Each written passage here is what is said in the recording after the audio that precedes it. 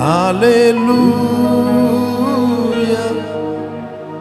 ಆರಾಧನೆ, ಹಾಲೆಲೂಯ ಆರಾಧನೆ, ಹಾಲೆಲೂಯ ಆರಾಧನೆ ಯೇಸುವೇ, ಹಾಲೆಲೂಯ ಆರಾಧನೆ, ಹಾಲೆಲೂಯ ಆರಾಧನೆ ಯೇಸುವೇ.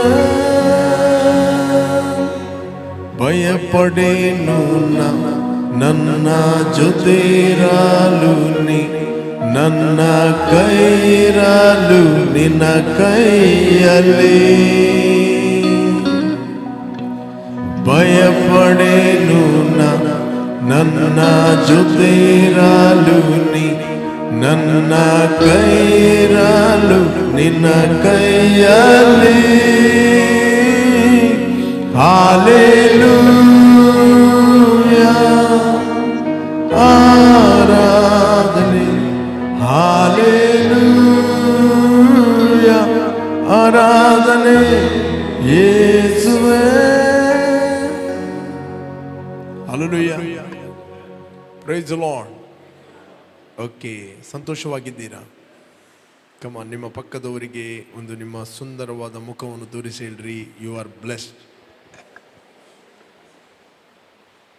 Price the Lord. Brother Jitesh ಹೇಳ್ರಿ, ನಾನು ಇದ್ದ ಹಾಗೆ ಇರುವುದೇ ಇಲ್ಲ. ನೀವಿದ್ದ ಹಾಗೆ ಇರುವುದಿಲ್ಲ ಅಂತ ಹೇಳಿದರೆ ಇದ್ದ ಹಾಗೆ ಇರುವುದಿಲ್ಲ, ರೈಟ್? ಒಬ್ಬ ಹೊಸದಾಗಿ ಹುಟ್ಟಿದ ವಿಶ್ವಾಸಿ, ಆತನು ಇದ್ದ ಹಾಗೆ ಇರುವುದಿಲ್ಲ. ಒಂದು ಗಿಡವನ್ನು ನೀವು ನೆಡ್ತೀರಿ, ರೈಟ್? ಅದು ಎವ್ರಿ ಡೇ ಇದ್ದ ಹಾಗೆ ಇರುವುದಿಲ್ಲ. ನಿಮ್ಮ ತೋಟದಲ್ಲಿ ಯಾವುದೇ ಒಂದು ಹಣ್ಣಿನ ಗಿಡವ, ಹೂವಿನ ಗಿಡವ, ಯಾವುದೇ ಒಂದು ಪ್ಲ್ಯಾಂಟ್ ನೀವು ನೆಟ್ಟಾಗ ಅದು ಎವ್ರಿ ಡೇ ನೀವು ಎಕ್ಸ್ಪೆಕ್ಟ್ ಮಾಡುತ್ತೀರಿ ಅದು ಇದ್ದ ಹಾಗಿರಬಾರದಂತ. ಅದಕ್ಕೆ ಎಷ್ಟು ಕೊಂಬೆ ಹೊಡೆದಿದೆ, ಅದಕ್ಕೆ ಎಷ್ಟು ಎಲೆ ಬಂದಿದೆ, ಅದು ಎಷ್ಟು ಎತ್ತರಕ್ಕೆ ಬೆಳೆದಿದೆ. ಪ್ರತಿದಿನ ನೀವು ಎಕ್ಸ್ಪೆಕ್ಟೇಷನ್ನಲ್ಲಿರ್ತೀರಿ, ಒಂದು ಬಯಸುವಿಕೆಯಲ್ಲಿರ್ತೀರಿ. ಅದು ಇದ್ದ ಹಾಗೆ ಇರುವುದಿಲ್ಲ. ಇದ್ದ ಹಾಗೆ ಇದೆ ಅಂತ ಹೇಳಿದರೆ ಅದು ಬಾನ್ಸಾಯಿ ಗಿಡ. ಯಾವುದು? ಅದಕ್ಕೆ ತಾಯಿ ಬೇರು ಕಟ್ ಮಾಡಿಬಿಡ್ತಾರೆ. ಅದು ಮತ್ತು ಶೋಗೆ ಮಾತ್ರ. ಅದು ಯಾವುದೊಂದು ಪಾಟಲ್ಲಿ, ಜಾಗ ಇಲ್ಲದವರು ಒಳ್ಳೆಯ ಒಂದು ಪಾಟಲ್ಲಿ ಹಾಕಿಡ್ತಾರೆ, ಟೆರೆಸ್ ಮೇಲೆಯ ಅಥವಾ ಮನೆಯ ಮುಂದೆಯ ಇಡ್ತಾರೆ. ಬಟ್ ಅದಕ್ಕೆ ಒಂದು ಲಿಮಿಟೇಷನ್ ಇದೆ. ಅದರ ಬೇರು ಆಳ ಹೋಗಲಿಕ್ಕೆ ಆಗೋದಿಲ್ಲ. ಅದಕ್ಕೆ ಎಷ್ಟು ನೀವು ನೀರು ಹಾಕಿರಿ, ಎಷ್ಟು ನೀವು ಗೊಬ್ಬರ ಹಾಕಿರಿ, ಅದು ಬೆಳೆಯುವುದಿಲ್ಲ. ಅದಕ್ಕೆ ಒಂದು ಕೊಂಬೆ ಬರುವಾಗ ಇನ್ನೊಂದು ಕೊಂಬೆ ಡೆಡ್ ಆಗ್ತದೆ. 2 ಎಲೆ ಎಕ್ಸ್ಟ್ರಾ ಬಂದರೆ 3 ಎಲೆ ಉದುರ್ತದೆ. ಅದಕ್ಕೊಂದು ಲಿಮಿಟೇಷನ್ ಇದೆ, ರೈಟ್? ಅದು ಬೆಳೆಯುವುದಿಲ್ಲ. ಬಟ್ ಯಾವ ಗಿಡ ಒಂದು ನೆಲದ ಮೇಲೆ ನೆಡಲ್ಪಡುತ್ತದೆ, ರೈಟ್, ಅದರ ಬೇರುಗಳು ಆಳಕ್ಕೆ ಹೋಗುತ್ತವೆ, ರೈಟ್? ಅದಕ್ಕೆ ಲಿಮಿಟೇಷನೇ ಇಲ್ಲ. ಅದು ಬೆಳೆಯುತ್ತದೆ, ಬೆಳೆಯುತ್ತದೆ, ಬೆಳೆಯುತ್ತದೆ, ಬೆಳೆಯುತ್ತದೆ. ಖರ್ಜೂರದ ಮರದಾಗಿ ಬೆಳೆಯುತ್ತದೆ, ಲೆಬನೋನ್ನ ದೇವದರ ವೃಕ್ಷದಾಗಿ ವೃದ್ಧಿಯಾಗುತ್ತದೆ, ವಿಸ್ತರಿಸ್ತದೆ. 2 ಸಂಗತಿ ಮಾಡ್ತದೆ, ಒಂದು ಬೆಳೆಯುತ್ತದೆ, ವಿಸ್ತರಿಸ್ತದೆ. ಅದೇ ರೀತಿ ಒಬ್ಬ ಹೊಸದಾಗಿ ಹುಟ್ಟಿದ ವ್ಯಕ್ತಿ ಒಂದು ಮರಕ್ಕೆ ಸಮಾನವಾಗಿದ್ದಾನೆ. ಆತನು ಬೆಳೆಯಬೇಕು, ವಿಸ್ತರಿಸಲ್ಪಡಬೇಕು, ಫಲ ಕೊಡಬೇಕು. ಅದೇ ರೀತಿ ನೀವು ಕೂಡ ಇದ್ದ ಹಾಗೆ ಇರುವುದಿಲ್ಲ. ನಿಮ್ಮ ಮೆಂಟಲ್ ಲಿಮಿಟೇಷನ್ಗಳು ಮುರಿಯಲ್ಪಡುತ್ತವೆ. ನಮ್ಮ ಮೈಂಡಲ್ಲಿ ಕೆಲವು ಲಿಮಿಟೇಷನ್ಗಳಿರ್ತವೆ. ಅದೆಲ್ಲ ಲಿಮಿಟೇಷನ್ಗಳು ಏನಾಗ್ತದೆ? ಬ್ರೇಕ್ ಆಗ್ತದೆ. ನೀವು ಆಲೋಚಿಸೋದಕ್ಕಿಂತಲೂ, ಕಲ್ಪನೆ ಮಾಡೋದಕ್ಕಿಂತಲೂ ಹೆಚ್ಚಾಗಿ ನೀವು ಬೆಳೆಯುತ್ತೀರಿ, ರೈಟ್? ನಮ್ಮ ಒಳಗಿರುವ ಪವಿತ್ರಾತ್ಮನು ಲೋಕದಲ್ಲಿ ಇರುವ ಎಲ್ಲ ದುರಾತ್ಮಗಳಿಗಿಂತ ಹೆಚ್ಚಿನವನು. ಎಷ್ಟು ಮಂದಿ ಗೊತ್ತು? ವೆದರ್ ಯು ಬಿಲೀವ್, ನೀವು ನಂಬದೇ ಇರಲಿ, ಸತ್ಯಾಂಶ ಏನಂತ ಹೇಳಿದರೆ, ನಾವು ದೇವರಿಂದ ಹುಟ್ಟಿದವರು, ನಮ್ಮಲ್ಲಿ ಇರುವ ಆತನು ಲೋಕದಲ್ಲಿ ಇರುವವನಿಗಿಂತ ಹೆಚ್ಚಿನವನು. 4ನೇ ವಚನ, letter of John. You are of God little children and have overcome them, because he who is in you is greater than he who is in the world. ಪ್ರಿಯರಾದ ಮಕ್ಕಳೇ, ನೀವಂತೂ ದೇವರಿಂದ ಹುಟ್ಟಿದವರಾಗಿದ್ದೀರಿ ಮತ್ತು ಲೋಕದಲ್ಲಿ ಇರುವವನಿಗಿಂತ ನಿಮ್ಮಲ್ಲಿ ಇರುವ ಆತನು ಹೆಚ್ಚಿನವನಾಗಿರುವುದರಿಂದ ನೀವು ಆ ಸುಳ್ಳು ಪ್ರವಾದಿಗಳು ಜಯಿಸ್ತೀರಾ. ಇಂಗ್ಲೀಷಲ್ಲಿ ಹೇಳ್ತದೆ, and have overcome them. You're not going to overcome. You're not going to overcome. You already overcome. Right? You're not going to overcome. ನೀನು ಒಂದು ದಿನ ಜಯ ಹೊಂದುವವನಲ್ಲ. ಜಯ ಹೊಂದುವೆ ಕ್ರಿಸ್ತನಲ್ಲಿ. ನೀವು ಜಯ ಹೊಂದಿದ್ದೀರಿ. ರೈಟ್? ಯೇಸು ಹೇಳಿದ, ನಾನು ಲೋಕವನ್ನು ಜಯಿಸಿದ್ದೇನೆ. ರೈಟ್? ಹೇಳಿದವ? ಯೇಸು ಹೇಳಿಲ್ಲ ನಾನು ಲೋಕವನ್ನು ಜಯಿಸ್ತೇನೆ ಅಂತ ಹೇಳಲಿಲ್ಲ. ಯೇಸು ಹೇಳಿದ, ನಾನು ಲೋಕವನ್ನು ಜಯಿಸಿದ್ದೇನೆ. ಲೋಕದಲ್ಲಿ ನಿಮಗೆ ಸಂಕಟ ಇದೆ, ನೀವಂತೂ ಧೈರ್ಯವಾಗಿರಿ, ನಾನು ಲೋಕವನ್ನು ಜಯಿಸಿದ್ದೇನೆ. ಬಟ್ ಬೈಬಲ್ ಹೇಳಿದೆ, ಪ್ರಿಯರಾದ ಮಕ್ಕಳೇ, ನೀವಂತೂ ದೇವರಿಂದ ಹುಟ್ಟಿದವರಾಗಿದ್ದೀರಿ ಮತ್ತು ಲೋಕದಲ್ಲಿ ಇರುವವನಿಗಿಂತ ನಿಮ್ಮಲ್ಲಿರುವ ಆತನು ಹೆಚ್ಚಿನವನಾಗಿರುವುದರಿಂದ ನೀವು ಆ ಸುಳ್ಳು ಪ್ರವಾದಿಗಳನ್ನು ಜಯಿಸಿದ್ದೀರಿ. ನೀವು ಜಯಿಸ್ತೀರಿ ಅಲ್ಲ, ಜಯಿಸಿದ್ದೀರಿ. Whatever is the born of God is overcome the world. ದೇವರಿಂದ ಹುಟ್ಟಿರುವಂಥದ್ದೆಲ್ಲವೂ ಲೋಕವನ್ನು ಜಯಿಸಿದೆ. ಲೋಕವನ್ನು ಜಯಿಸುವಂಥದ್ದು ಅದು ನಮ್ಮ ನಂಬಿಕೆ. Praise God. That is of faith. ಅದರಿಂದ ನೀವು ಒಂದು ದಿನ ಜಯ ಹೊಂದುವವರಲ್ಲ, ನೀವು ಆಲ್ರೆಡಿ ಜಯ ಹೊಂದಿದವರು. ಕ್ರಿಸ್ತನು ನಮಗೆ ಜಯವನ್ನು ಕೊಟ್ಟಿದ್ದಾನೆ.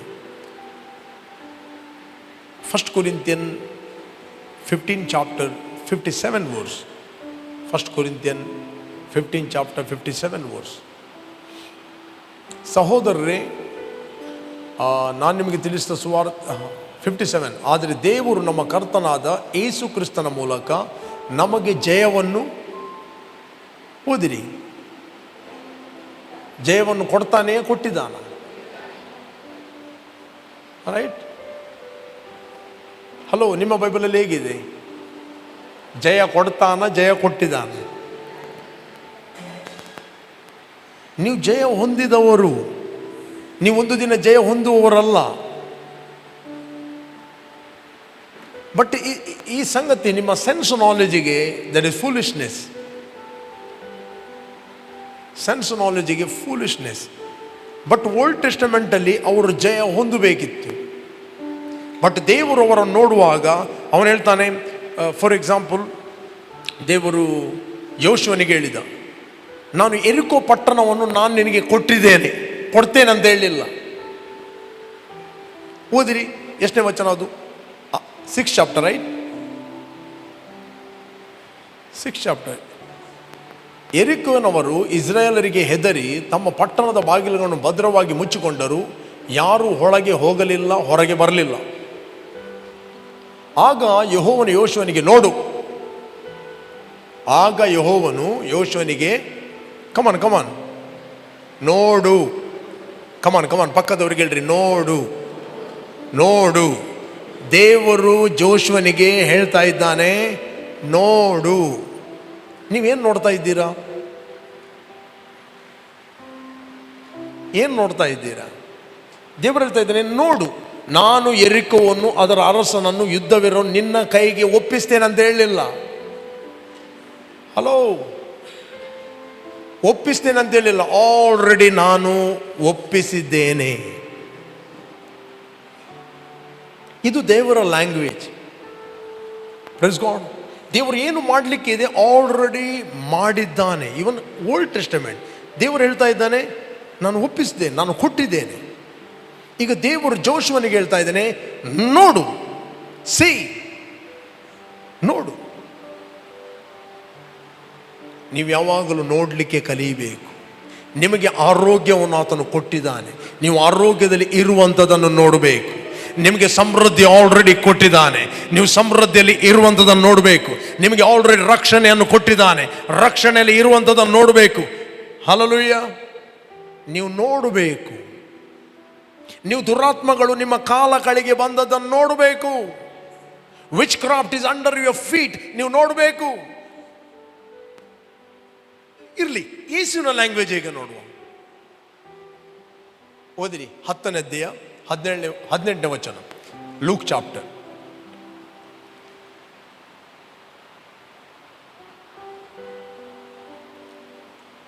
ಹದಿನೇಳನೇ ವಚನ ಓದಿರಿ. 17ನೇ ವಚನ, 10-17. ತರುವಾಯ ಆ 70 ಮಂದಿ ಸಂತೋಷವುಳ್ಳವರಾಗಿ ಹಿಂತಿರುಗಿ ಬಂದು, ಸ್ವಾಮಿ, ದೆವ್ವಗಳು ಕೂಡ ನಿನ್ನ ಹೆಸರನ್ನು ಕೇಳಿ ನಮಗೆ ಅಧೀನವಾಗ್ತವೆ. ಅವರು ಹೇಳಿಲ್ಲ, ಸ್ವಾಮಿ, ದೆವ್ವಗಳು ನಮಗೆ ಅಧೀನ ಆಗ್ತದೆ ಅಂತ ಹೇಳಿಲ್ಲ. ಜಸ್ಟ್ ನಿನ್ನ ಹೆಸರು ಉಚ್ಚರಿಸಿದರೆ ಸಾಕು.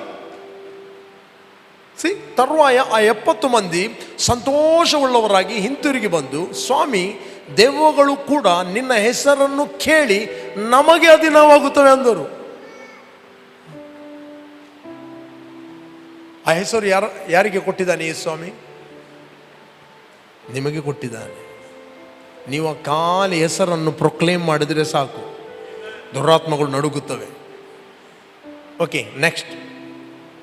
ಆತನವರಿಗೆ, ಸೈತಾನನು ಸಿಡಿಲ್ನಂತೆ ಆಕಾಶದಿಂದ ಬೀಳುವುದನ್ನು ಕಂಡೆನು, ನಾನು ನೋಡಿದೆ. ಏನು ಹೇಳ್ತಾ ಇದ್ದಾನೆ ಯೇಸು ಸ್ವಾಮಿ? ಆತನವರಿಗೆ ಸೈತಾನನು ಸಿಡಿಲ್ನಂತೆ ಆಕಾಶದಿಂದ ಬೀಳುವುದನ್ನು ಕಂಡೆನು. ಯೇಸು ಹೇಳ್ತಾನೆ, ನಾನು ಕಂಡೇನು. ನೀವೇನು ನೋಡ್ತಾ ಇದ್ದೀರಿ? ಕೂಬಾಲಡಿ ತಿರುಗನ್ನು ನೋಡ್ತಾ ಇದ್ದೀರಾ? ಯಾರೋ ಕೊಟ್ಟ ಪ್ರವಾದನೆಗಳನ್ನು ತೆಗೆದುಕೊಂಡು ನಿಮ್ಮ ಸುತ್ತಲೇನೋ ತಿರುಗುವುದನ್ನು ನೋಡ್ತಾ ಇದ್ದೇನೆ. ಯೇಸು ಸ್ವಾಮಿ ಹಾಗೆ ನೋಡಲಿಲ್ಲ. ಯೇಸು ಸ್ವಾಮಿ ಬಿದ್ದದನ್ನು ನೋಡಿದ. ಇವತ್ತು ಪ್ರೀಚರ್ಗಳು ತಿರುಗುವುದನ್ನು ನೋಡಬಹುದು. ನಾನು ಯಾನ ಮನೆಗೆ ಹೋದರೂ ನಾನು ದುರಾತ್ಮ ತಿರುಗುವುದನ್ನು ನೋಡುವುದಿಲ್ಲ. ನಾನು ಒಂದೇ ನೋಡುವುದು, ದೇವದೂತರು ತಿರುಗುವುದನ್ನು ನೋಡುವುದು. ಹಲೋ, ನೀವು ಏನು ನೋಡುತ್ತೀರಿ ಅದೇ ಮ್ಯಾನಿಫೆಸ್ಟೇಷನ್ ಆಗುತ್ತದೆ. ಹಲೋ, ಈ ಕಣ್ಣುಗಳಿಂದಲ್ಲ, ಒಳಗಿನ ಕಣ್ಣುಗಳಿಂದ ನೀವೇನು ನೋಡುತ್ತೀರಿ ಅದೇ ಮ್ಯಾನಿಫೆಸ್ಟೇಷನ್ ಆಗುತ್ತದೆ. ರೋಗ ತಿರುಗುವುದು ನೋಡಿದರೆ ಆ ರೋಗ ನಿಮ್ಮನ್ನು ಆಕ್ರಮಣ ಮಾಡುತ್ತದೆ. ನೀವು ಆರೋಗ್ಯದಲ್ಲಿ ನಡೆಯುವುದನ್ನು ನೋಡಿದರೆ ನೀವು ಆರೋಗ್ಯದಲ್ಲಿ ನಡೆಯುತ್ತೀರಿ. ಸಿಕ್ನೆಸ್ ಓಡ್ತದೆ. ಹಲೋ, ಆತನವರಿಗೆ ಸೈತಾನು ಸಿಡಿಲ್ನಂತೆ ಆಕಾಶದಿಂದ ಬೀಳುವುದನ್ನು ಕಂಡೆನು. ನೆಕ್ಸ್ಟ್, ನೋಡಿರಿ. ಯೇಸು ಹೇಳಿದ, ನಾನು ನೋಡಿದ್ದೇನೆ. ನಾನು ನೋಡಿದ ಹಾಗೆ ನೀವು ನೋಡ್ರಿ.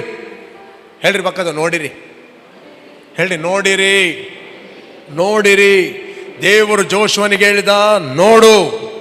ಯೇಸು ಸ್ವಾಮಿ ಹೇಳಿದ, ನಾನು ಏನು ನೋಡಿದ್ದೇನೋ ಅದನ್ನು ನೀವು ನೋಡಿರಿ.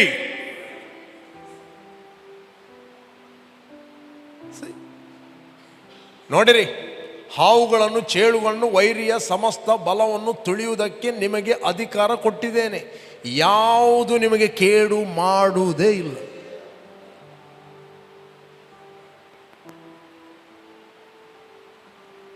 ಯಾವುದು ನಿಮಗೆ ಕೇಡು. Behold, I give you the authority to trample on serpents and scorpions and over all the power of the enemy, and nothing shall by any means hurt you. hurt you. ಯಾರು ನಿಮಗೆ ಹರ್ಟ್ ಮಾಡಲಿಕ್ಕೆ ಆಗುವುದಿಲ್ಲ. ಮಾತುಗಳಿಂದ hurt ಮಾಡಲಿಕ್ಕೆ ಆಗುವುದಿಲ್ಲ. Right? Pastor, ನನಗೆ ಅವರು hurt ಮಾಡಿದರು, ಇವರು ನನಗೆ ಹರ್ಟ್ ಮಾಡಿದರು. ರೈಟ್? ಯಾರು ನಿಮಗೆ ಹರ್ಟ್ ಮಾಡಲಿಕ್ಕೆ ಆಗುವುದಿಲ್ಲ. ನೀವು ಯಾವಾಗಲೂ ನೋಡುವ ರೀತಿಯನ್ನು ಬದಲಾಯಿಸಬೇಕು. ದೇವರು ನಿಮಗೆ ವಾಕ್ಯ ಹಾಕಿ ಕೊಟ್ಟದ್ದು, ವಾಕ್ಯ ಕೊಟ್ಟದ್ದು ಒಬ್ಬರೊಬ್ಬರದ್ರ ಕಚ್ಚಾಟ ಮಾಡಲಿಕ್ಕೆ ಅಲ್ಲ. ದೇವರು ನಮಗೆ ವಾಕ್ಯ ಕೊಟ್ಟದ್ದು ನಮ್ಮ ಇನ್ನರ್ ಪಿಕ್ಚರನ್ನು ಚೇಂಜ್ ಮಾಡಲಿಕ್ಕೆ. ಬನ್ನಿ, ಇನ್ನೊಂದು ಸ್ಕ್ರಿಪ್ಚರ್ ತೋರಿಸ್ತೇನೆ ನಿಮಗೆ. ಓದಿರಿ, ವಾಕ್ಯ ಯಾಕೆ ಕೊಟ್ಟದಂತ. ಜೆರೆಮಯ 1 chapter 9-10 verse. ಜೆರೆಮಯ. ಸೀಚೆನಿಕ್ಕಿಂತ ಮಧುರವಾದುದು ಒಕ್ಕಿ ಹರಿಯುವಂತ ಪ್ರೀತಿ ನಿನ್ನದು. ಆಗ ಯೆಹೋವನು ಕೈ ಚಾಚಿ ನನ್ನ ಬಾಯಿಯನ್ನು ಮುಟ್ಟಿ, ಇಗೋ ನಿನ್ನ ಬಾಯಲ್ಲಿ ನನ್ನ ಮಾತುಗಳನ್ನು ಇಟ್ಟಿದ್ದೇನೆ. ಏನಿಟ್ಟಿದ್ದೇನೆ? ವಾಕ್ಯವನ್ನು ಇಟ್ಟಿದ್ದೇನೆ. ನೆಕ್ಸ್ಟ್ ಓದಿ. ಕಿತ್ತು ಹಾಕುವುದು, ಕೆಡುವುದು, ನಾಶಪಡಿಸುವುದು, ಹಾಳು ಮಾಡುವುದು, ಕಟ್ಟುವುದು, ನೆಡುವುದು, ಈ ಕಾರ್ಯಗಳನ್ನು ಮಾಡೋದಕ್ಕೋಸ್ಕರ ಜನಾಂಗಗಳ ಮೇಲೂ ರಾಜ್ಯಗಳ ಮೇಲೂ ನಿನ್ನನ್ನು ಈ ದಿನ ನೇಮಿಸ್ತೇನೆ ಅಂದನು. ನೆಕ್ಸ್ಟ್ ಇದಲ್ಲದೆ ಯೆಹೋವನು ಯೆರೆಮೀಯನೇ ಏನು ನೋಡ್ತಿ? ಪಕ್ಕದವ್ರಿಗೆ ಹೇಳ್ರಿ, ಏನು ನೋಡ್ತಿ? ಹಲೋ, ಇದೇ ಪ್ರಶ್ನೆಯನ್ನು ದೇವರು ಕೂಡ ಕೇಳ್ತಾನೆ. ಏನು ನೋಡ್ತಿ? ಎಕ್ಸಾಮಲ್ಲಿ ಫೈಲ್ ಆಗುದು ನೋಡ್ತೀಯಾ? 4 ದಿನ ಸಿಕ್ಕು ಬೀಳುವುದು ನೋಡ್ತೀಯಾ? ಹಾಕಿದ ಬಿಸ್ನೆಸ್ ಫೇಲ್ ಆಗುವುದು ನೋಡ್ತೀಯಾ? ಮರದಿಂದ ಬೀಳುವುದು ನೋಡ್ತೀಯಾ? ಆಕ್ಸಿಡೆಂಟ್ ಆಗುವುದು ನೋಡ್ತಾ ಇದ್ದೀಯಾ? ಏನು ನೋಡ್ತಾ ಇದ್ದಿ? ನೀನೇ ಸಾಯುವುದು ನೋಡ್ತಾ ಇದ್ದೀಯಾ? ಅಥವಾ ಫ್ಯಾನಿಗೆ ನೇತಾಡುವುದನ್ನು ನೋಡ್ತಾ ಇದ್ದೀಯಾ? ಗೊತ್ತಿಲ್ಲ, ಯಾರಿಗೂ ಆನ್ಲೈನಲ್ಲಿ ಇರ್ಬೋದು. ಏನು ನೋಡ್ತಾ ಇದ್ದಿ?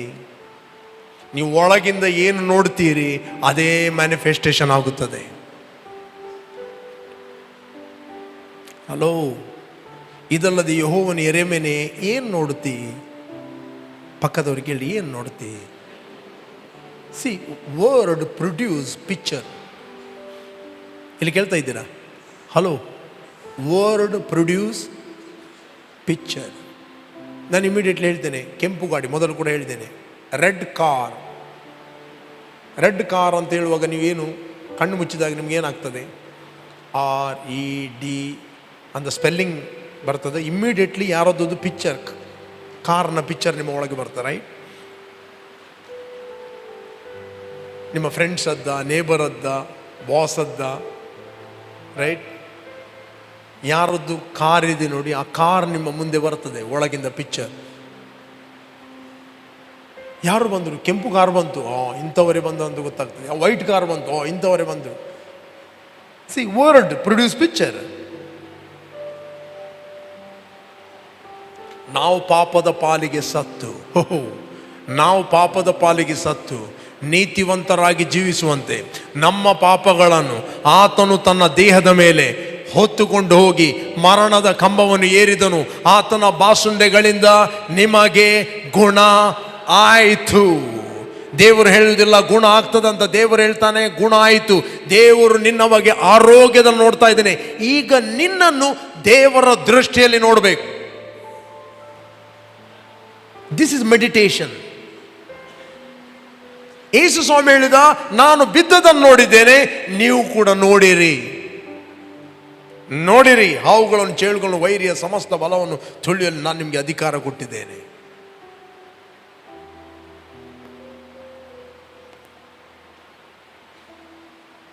ನೀವು ಯಾವ ಪುಸ್ತಕ ಓದಿದ್ರಿ, ಏನೇನು ನೋಡ್ತೀರಿ? ಕೆಲವೊಮ್ಮೆ ಆರೋಗ್ಯವಾಣಿ ಅಂತ ನೋಡ್ತೀರಿ, ರೈಟ್? ಎಲ್ಲ ಆರೋಗ್ಯವಾಣಿಯಲ್ಲಿ ಅದು ತಿನ್ಬೇಡ, ಇದು ತಿನ್ಬೇಡ, ಇದು ತಿನ್ಬೇಡ. ಆ ಪುಸ್ತಕ ಓದಿದಾಗ ಇದು ಫುಡ್ ಸ್ಟಾಪ್ ಮಾಡೋದು, ಈ ಪುಸ್ತಕ ಓದಿದಾಗ ಈ ಫುಡ್ ಸ್ಟಾಪ್ ಮಾಡೋದು. ಕಡೆಗೆ ಕನ್ಫ್ಯೂಷನ್, ಯಾವುದು ಬಿಡುವುದು ಯಾವುದು ಹಿಡಿಯುವುದು ಅಂತ ಗೊತ್ತಿಲ್ಲ.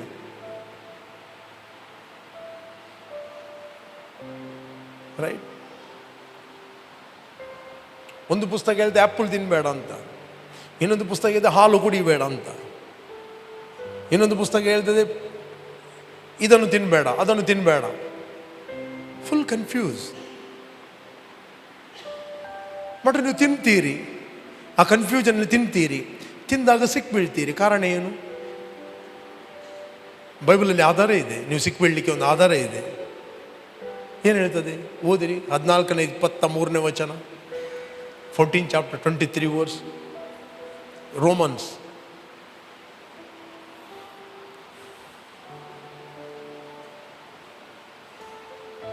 ಸಂಶಯಪಟ್ಟು ಉಣ್ಣುವವನು ಸಂಶಯದಿಂದ ಉಣ್ಣುವ ಕಾರಣ ದೋಷಿಯಾಗಿದ್ದಾನೆ. ಯಾವುದಕ್ಕೆ ನಂಬಿಕೆಯೋ ಆಧಾರ ಇಲ್ಲವೋ ಅದೇ ಪಾಪ. ಯಾಕೆ? ಅನೇಕ ಸಂಶಯಗಳು ಬರ್ತವೆ ನೀವು ತಿನ್ನುವಾಗ. ಇವತ್ತು ಏನೇ ಫುಡ್ ತಿಂದರೂ ಸಂಶಯ. ಅದರಲ್ಲಿ ಕೆಮಿಕಲ್ ಇದೆ, ಇದರಲ್ಲಿ ಗ್ಯಾಸ್ ಇದೆ, ಇದರಲ್ಲಿ ನಂಜಿ ಇದೆ, ರೈಟ್?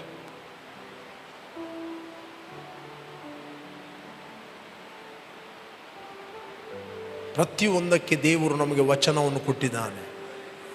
ವಿಷ ಪದಾರ್ಥಗಳನ್ನು ಕುಡಿದರೂ ನಿಮಗೆ ಯಾವುದು ಹರ್ಟ್ ಮಾಡುವುದಿಲ್ಲ. Please god. ಅದರರ್ಥ ನೀವು ವಿಷವನ್ನು ಕುಡಿಯುವುದಲ್ಲ,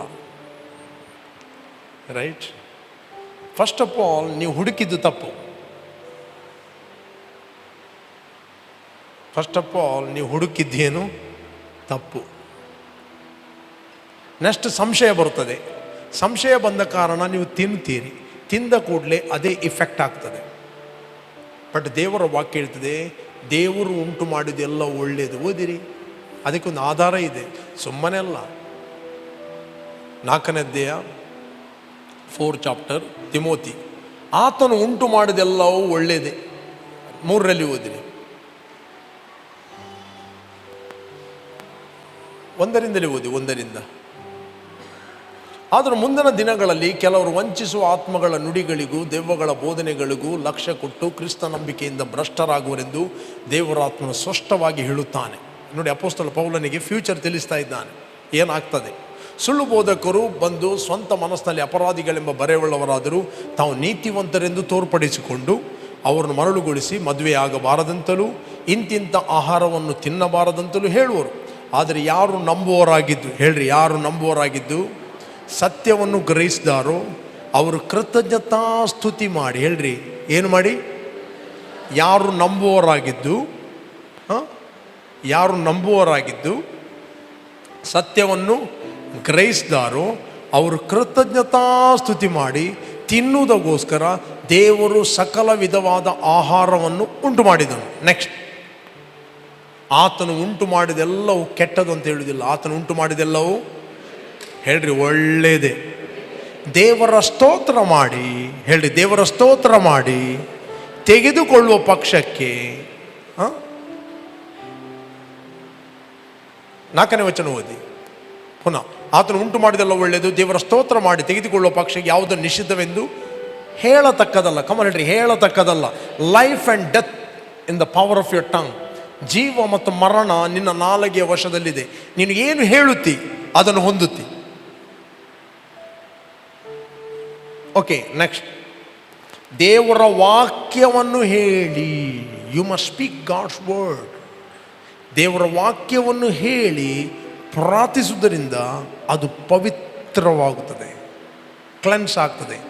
every food that is going to eat turn in to good. ನೀನು ಅದರ ಮೇಲೆ ಲೈಫನ್ನು ರಿಲೀಸ್ ಮಾಡುತ್ತೆ, ಅದರ ಮೇಲೆ ಜೀವವನ್ನು ನೀನು ಬಿಡುಗಡೆ ಮಾಡುತ್ತೆ. ದೇವರ ಜೀವ ಅದರೊಳಗೆ ಹೋದಾಗ ಏನಾಗ್ತದೆ? ಅದು ಚೇಂಜ್ ಆಗ್ತದೆ. ಬೈಬಲ್ ದೇವರ ವಾಕ್ಯವನ್ನು ಹೇಳಿ. ಈ ಸಮಯದಲ್ಲಿ ನಾನು ಮಾತಾಡಿದ ಮಾತುಗಳು ಆತ್ಮವಾಗಿಯೂ ಜೀವವಾಗಿಯೂ ಇದೆ. ಯಾವ ಫುಡ್ಡನ್ನು ನೀನು ಬ್ಲೆಸ್ ಮಾಡ್ತೀರಿ, ದೇವರ ವಾಕ್ಯವನ್ನು ಹೇಳುತ್ತೀರಿ, ಅದು ಒಳ್ಳೆಯದಾಗಿ ಪರಿವರ್ತನೆಗೊಳ್ಳುತ್ತದೆ. ಬಟ್ ಪ್ರಾಬ್ಲಮ್ ಏನಂತ ಹೇಳಿದ್ರೆ, ಅನೇಕರಿಗೆ ಪ್ರಾರ್ಥನೆ ಮಾಡಲಿಕ್ಕೆ ಟೈಮ್ ಇಲ್ಲ.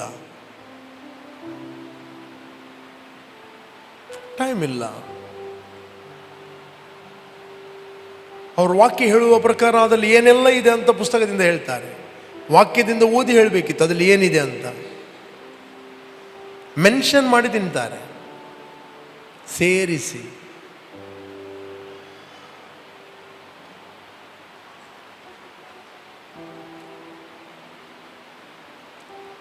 ನನಗೊಬ್ಬ ಸಹೋದರ ಗೊತ್ತಾ, ಹೆಸರು ಹೇಳಲಿಕ್ಕೆ ಇಷ್ಟಪಡುವುದಿಲ್ಲ. ಅವನಿಗೆ ಯಾವುದೇ ಫುಡ್ಡು ತಿಂದರೂ ಏನಾದರೂ ಆಗುವುದು. ಯಾವುದು ಫುಡ್ಡು ತಿಂದರು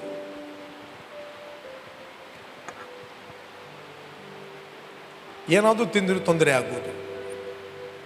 ಅವನಿದ್ದ ಪುಸ್ತಕಗಳನ್ನೆಲ್ಲ ಓದಿ ಓದಿ ಸಾಕಾಯ್ತು ಅವನಿಗೆ. ಕಡೆಗೆ ಅವನ ಸಹೋದರ ನನ್ನದೊಂದು ಮೆಸೇಜನ್ನು ಅವನಿಗೆ ಕೊಟ್ಟ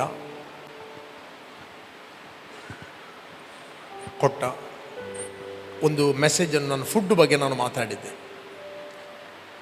22 ನಿಮಿಷದ್ದು ಅವನು ಕಟ್ ಮಾಡಿ ಸಹೋದರನಿಗೆ ಕೇಳಿದೆ. ಮೊದಲು ಅವನು ಓದಲಿಲ್ಲ, ಕೇಳಲಿಲ್ಲ, ಮತ್ತೆ ಅವನು ಕೇಳಿದ. ಅದರಲ್ಲಿ ನಾನು ಮಾತಾಡಿದೆ, ನೀವು ಯಾವುದೇ ಆಹಾರವನ್ನು ತಿನ್ನುವಾಗ ಹಾಲಿನೊಟ್ಟಿಗೆ ಗ್ಯಾಸ್ ಸೇರಿಸಿ ಕುಡಿಬೇಡ್ರಿ, ಹಾಲು ಕುಡಿಯಿರಿ. ಇದರಲ್ಲಿ ಗ್ಯಾಸ್ ಇದೆ, ನೀವೇನು ಮಾಡ್ತೀರಿ? ಆ್ಯಡ್ ಮಾಡ್ತೀರಿ. ಇದರಲ್ಲಿ ನಂಜಿ ಇದೆ, ಇದರಲ್ಲಿ ವಾಯು ಇದೆ, ಇದರಲ್ಲಿ ನೀವು ಏನು ಹೇಳ್ತೀರಿ ಅದನ್ನು ಅದಕ್ಕೆ ಸೇರಿಸ್ತೀರಿ. ರೈಟ್? ಫಸ್ಟ್ ಟೈಮ್ ಅದನ್ನು ಫುಡ್ ತೆಗೆದುಕೊಳ್ಳುವಾಗ, ಆಹಾರವನ್ನು ತೆಗೆದುಕೊಳ್ಳುವಾಗ ಪ್ರಾರ್ಥನೆ ಮಾಡಿದ, ವಾಕ್ಯ ಹೇಳಿದ, ವಾಕ್ಯ ಹೇಳಿ ಪ್ರಾರ್ಥನೆ ಮಾಡಿ ತಿಂದಾಗ ಪ್ರತಿಯೊಂದು ಆಹಾರ ಅವನ ದೇಹದ ಸಿಸ್ಟಮನ್ನು ಕ್ಲಿಯರ್ ಮಾಡಿತ್ತು. ಯಾವ ಪ್ರಾಬ್ಲಮ್ ಅವನಿಗೆ ಆಗಲಿ. ಇದ್ದ ಎಲ್ಲ ಪುಸ್ತಕಗಳನ್ನು ಅವನು ಓದಿದ. ಯಾಕೆ? ಆ ವಾಣಿ, ಈ ವಾಣಿ ಎಲ್ಲ ವಾಣಿಗಳೇ. ಬಟ್ ನಮಗೊಂದು ವಾಣಿ ಇದೆ, ಆಕಾಶವಾಣಿ, ಪರಲೋಕದ ವಾಣಿ, ದೇವರ ವಾಣಿ. ಅದು ಕೇಳ್ರಿ, ಅದು ಸತ್ಯವಾಣಿ.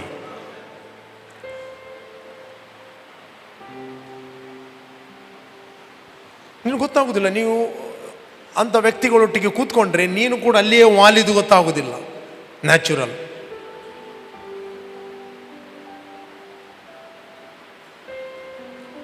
ಬಟ್ ಬೈಬಲ್ ಹೇಳ್ತಿದೆ, ಜ್ಞಾನವನ್ನು ಅತಿಯಾಗಿ ಅರ್ಜಿಸಬೇಡ, ಕೆಡುಕಿಗೆ ಕಾರಣವಾಗಿತ್ತು. ಎಲ್ಲಿದೆ? 5 ಚಾಪ್ಟರ್ 13 ವರ್ಸ್ ಇರಬೇಕು. ಓದಿ. 7 ಓದಿರಿ. ಎಕ್ಲೇಷಸ್.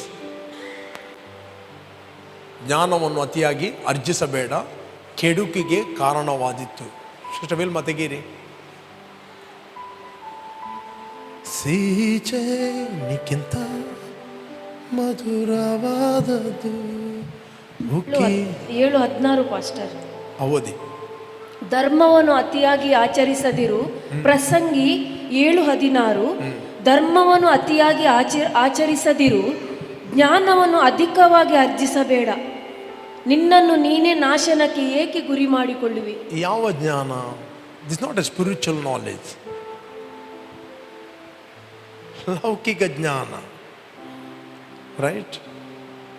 ಜ್ಞಾನವನ್ನು ಅಧಿಕವಾಗಿ ಅರ್ಜಿಸಬೇಡ. ಓಕೆ? ಅದರಲ್ಲಿ ನೀನು ಬುದ್ಧಿವಂತನಿಂದ ಎನಿಸಬೇಡ. ಅದು ನಿನ್ನ ಡಿಸ್ಟ್ರಾಯ್ ಮಾಡುತ್ತದೆ.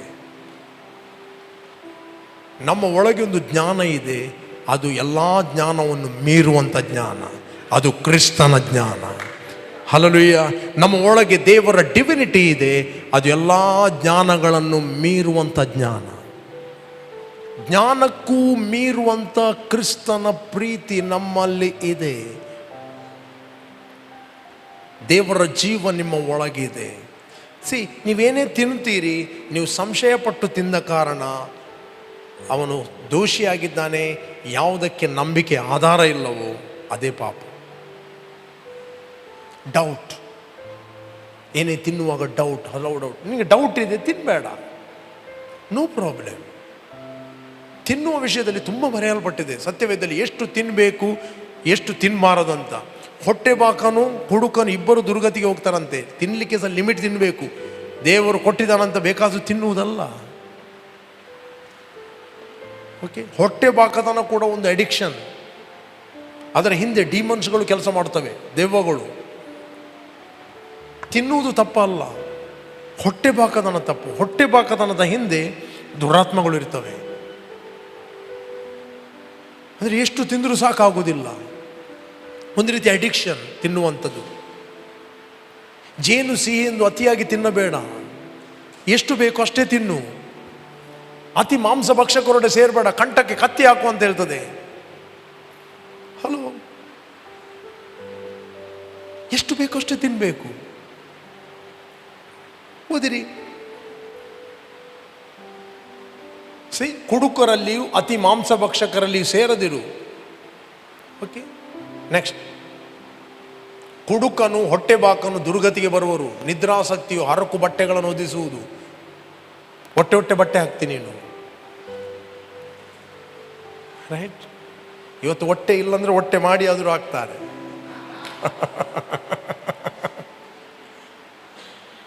ಸರಿಯಾದ ಪ್ಯಾಂಟಿಗೆ 1,000, 1,500, ಹೊಟ್ಟೆ ಪ್ಯಾಂಟಿಗೆ 3,000 ಎಕ್ಸ್ಟ್ರಾ ಚಾರ್ಜ್. ಈಗ ಜನರು ಗೊತ್ತೇ ಆಗೋದಿಲ್ಲ, ಹೊಟ್ಟೆ ಆದರೂ ಹಾಕ್ತಾರೆ. ಫ್ಯಾಷನ್ ಹೊಟ್ಟೆ ಆದದ್ದು ಗೊತ್ತಿಲ್ಲ.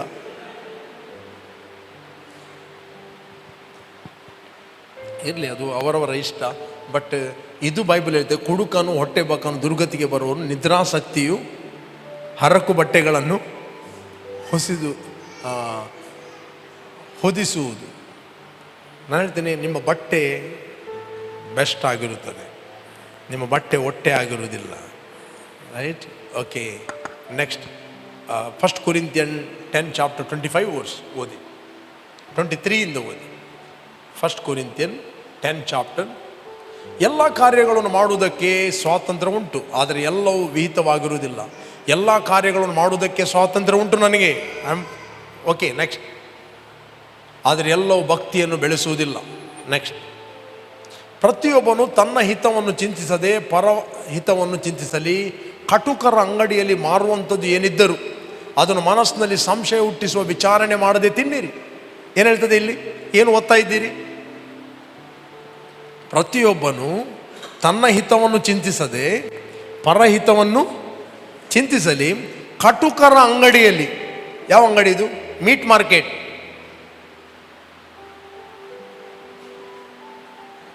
Eat whatever is sold in the meat market. Hello.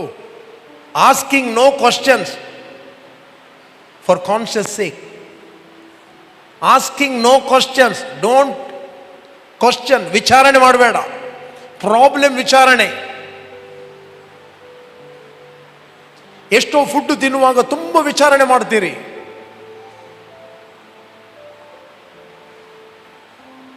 Bible ಹೇಳ್ತದೆ ವಿಚಾರಣೆ ಮಾಡಬೇಡ. ವಿಚಾರಣೆ ಮಾಡಿದ್ರಿಂದ ಪ್ರಾಬ್ಲಮ್.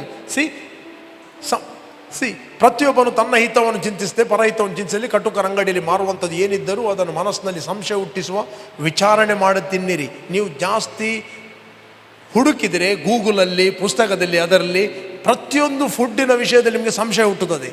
ಸಂಶಯ ಏನು ಮಾಡುತ್ತದೆ? ನೀವು ಏನು ತಿಂದರೂ ಅದು ಮ್ಯಾನಿಫೆಸ್ಟ್ ಆಗ್ತದೆ.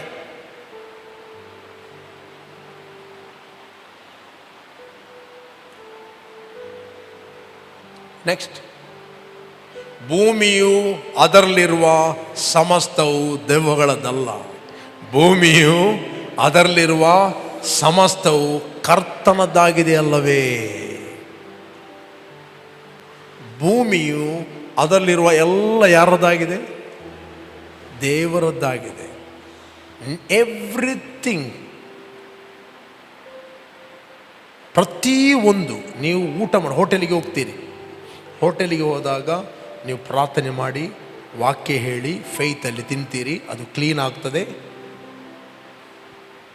ನಮಗೆ ಈಗ ಪೂರ ಫೇಕ್ ಇದು ಕೂಡ ಬರ್ತದೆ. ಯಾವುದು? ಯೂಟ್ಯೂಬು, ಏನೇನೋ ಹಾಕುವಂಥದ್ದು ಎಲ್ಲೆಲ್ಲೇ.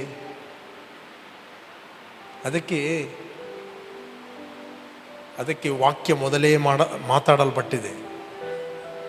ಅರ್ಥ ಆಯ್ತಾ? ನೀವು ಏನೇ ತಿನ್ನುವಾಗ ಅದು ಶುದ್ಧವಾಗ್ತದೆ. ನನಗೊಬ್ಬ ದೇವ ಸೇವಕ ಗೊತ್ತು. ಆತನು ಯೂತ್ ಆಗಿದ್ದ, 18 ವರ್ಷ ಪ್ರಾಯದಲ್ಲಿ ಆತನು ಮಿಷನರಿಯಾಗಿ ಹೋದ. ಆತನು ಯೂತ್ ಮಿನಿಸ್ಟ್ರಿ ಮಾಡಿದ. ಅನೇಕ ಸಾವಿರಾರು ಯೂತ್ಗಳು ರಕ್ಷಣೆಗೆ ಬಂದರು. ಒಂದು ಸಭೆಗಿಂತ ಒಬ್ಬ ಯೂತ್ಗಳ ಗ್ಯಾದರಿಂಗ್ ಜಾಸ್ತಿ ಆಗ್ತಾ ಉಂಟು. ಎವ್ರಿ ವೀಕ್ ಅಲ್ಲಿಯ ಪಾಲಕರು ಚೆಕ್ ಮಾಡಿದ್ರು, ಏನು ಈ ವ್ಯಕ್ತಿ ಬೋಧಿಸ್ತಾ ಇದ್ದಾನೆ. ದೇವರು ಅವನಿಗೆ ಕೆಲವೊಂದು ಮಾತುಗಳನ್ನು ಕೊಟ್ಟ. ಏನಂತ ಹೇಳಿದ್ರೆ, ಯೋಶುವನ ಗ್ರಂಥ, ಈ ನನ್ನ ವಾಕ್ಯವು ನಿನ್ನ ಬಾಯಲ್ಲಿ ತಪ್ಪದಿರಲಿ. ಅದನ್ನು ಬಿಟ್ಟು ಎಡಕ್ಕಾಗಲಿ ಬಲಕ್ಕಾಗಲಿ ಹೋಗಬೇಡ. ಅದನ್ನು ಹಗಲಿರುಳು ಧ್ಯಾನ ಮಾಡು. ಎಲ್ಲಿ ಹೋದರೂ ನೀನು ಸಫಲನಾಗುವೆ. ವಾಕ್ಯವನ್ನು ಮೆಡಿಟೇಟ್ ಮಾಡಿದ, ವಾಕ್ಯವನ್ನು ಬೋಧಿಸಿದ.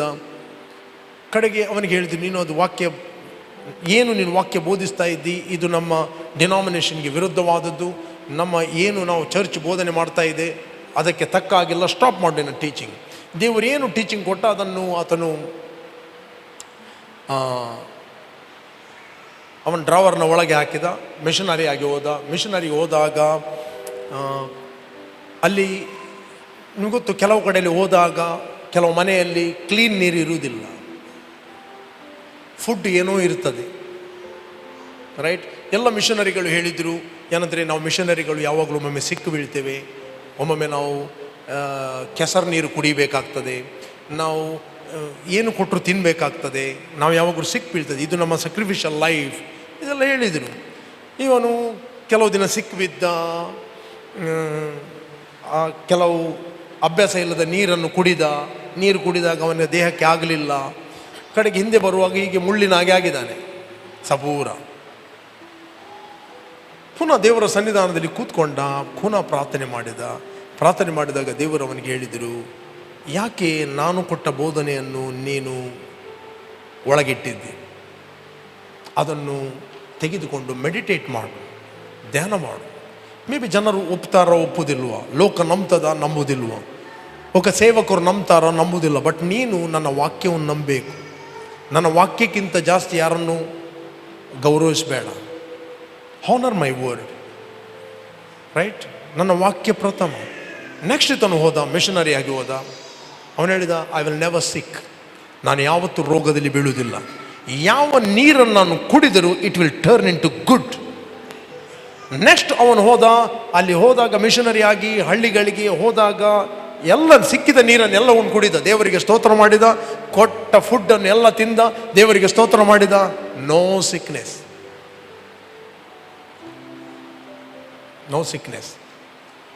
ಅವನು sick ಬೀಳಲಿಲ್ಲ.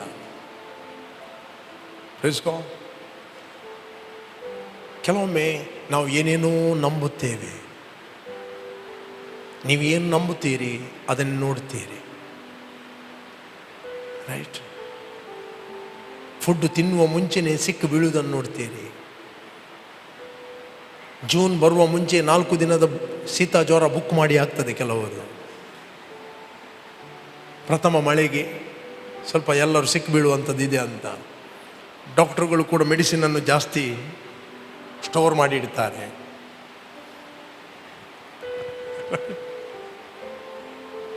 We need to meditate God's word every day. ನಮ್ಮ ಆಂತರ್ಯದ ಚಿತ್ರಣವನ್ನು ದೇವರ ವಾಕ್ಯದಲ್ಲಿ ನಾವು ಬದಲಾಯಿಸಬೇಕು. ಯಾಕೆ ನಾವು ದೇವರ ವಾಕ್ಯವನ್ನು ಧ್ಯಾನ ಮಾಡುವಂಥದ್ದು? ಎವ್ರಿ ಟೈಮ್ ದೇವರ ವಾಕ್ಯ ನಮ್ಮ ಮನಸ್ಸಿನಲ್ಲಿದ್ದರೆ ಅದು ಪ್ರತಿಯೊಂದು ಪರಿಸ್ಥಿತಿಗಳಿಗೆ ಗುರಾಣಿಯಾಗಿ ನಿಲ್ಲುತ್ತದೆ. ನಿನ್ನ ಸತ್ಯತೆಯೇ ನನಗೆ ಕೇಡ್ಯವೂ ಗುರಾಣಿಯೂ ಆಗಿದೆ. ಕೇಳ್ತಾ ಇದ್ದೀರಾ? ಹಲೋ.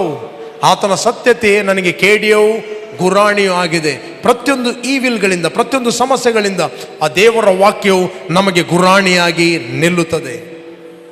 ನಂಬಿಕೆ ಎಂಬ ಗುರಾಣಿಯನ್ನು ಹಿಡಿಕೊಳ್ಳಿರಿ, ಕೆಡುಕನ ಅಗ್ನಿ ಬಾಣಗಳನ್ನು ಆರಿಸಲು ನೀವು ಶಕ್ತರಾಗುತ್ತೀರಿ. ಅದಕ್ಕೋಸ್ಕರ ಬೈಬಲ್ ಹೇಳ್ತದೆ, ಯಾವುದೇ ಕಟುಕರ ಅಂಗಡಿಗೆ ಹೋಗುವಾಗ ಮಾರುವಂಥದ್ದು ಏನಿದ್ದರೆ ವಿಚಾರಣೆ ಮಾಡದೆ, ಸಂಶಯ ಹುಟ್ಟಿಸುವ ವಿಚಾರಣೆ ಮಾಡದೆ ಏನು ಮಾಡಿರಿ, ತಿನ್ನಿರಿ. ಹೋಟೆಲ್ಗೆ ಹೋಗ್ತೀರಿ, ರೈಟ್, ತಿನ್ನಿ. ಬೈಬಲ್ ಸಂಶಯ ಇದ್ದರೆ ತಿನ್ನಬೇಡಿ. ಫುಲ್ ಫುಡ್ಡಿನ ಬಗ್ಗೆ ಬರ್ತಾ ಉಂಟಲ್ಲ. ಇರಲಿ. ನೆಕ್ಸ್ಟ್ 20 ಭೂಮಿಯಾದಲ್ಲಿ 27. ಕ್ರಿಸ್ತನನ್ನು ನಂಬದವರಲ್ಲಿ ಒಬ್ಬ ನಿಮ್ಮನ್ನು ಊಟಕ್ಕೆ ಕರೆಯುವಾಗ ಹೋಗುವುದಕ್ಕೆ ನಿಮಗಿಷ್ಟ ಇದ್ದರೆ ದೊಲ್ಲೆ ಬಿಡುವುದಲ್ಲ. ಓ ನಮ್ಮ ನೆಕ್ಕೆ ಸೇರಿದ. ಓ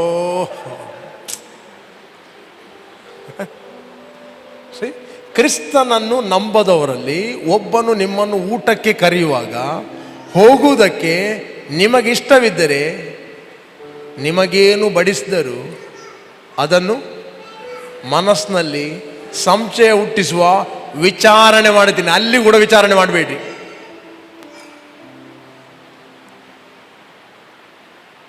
ದ ಪ್ರಾಬ್ಲಮ್, ನಮ್ಮ ವಿಚಾರಣೆ ಜಾಸ್ತಿ ಆಗ್ತದೆ. ಈ ವಿಚಾರಣೆಯೇ ನಮಗೆ ಪ್ರಾಬ್ಲಮ್. ಜ್ಞಾನವನ್ನು ಅತಿಯಾಗಿ ಅರ್ಜಿಸಬೇಡ, ಕೆಡುಕಿಗೆ ಕಾರಣ ಆಗಿತ್ತು. ಕೆಲವರು ಎಲ್ಲ ತಿನ್ನುವಾಗ ಅದರಲ್ಲಿ ಎಷ್ಟು ಇದೆ, ಏನಿದೆ ಏನಿದೆ ಏನಿದೆ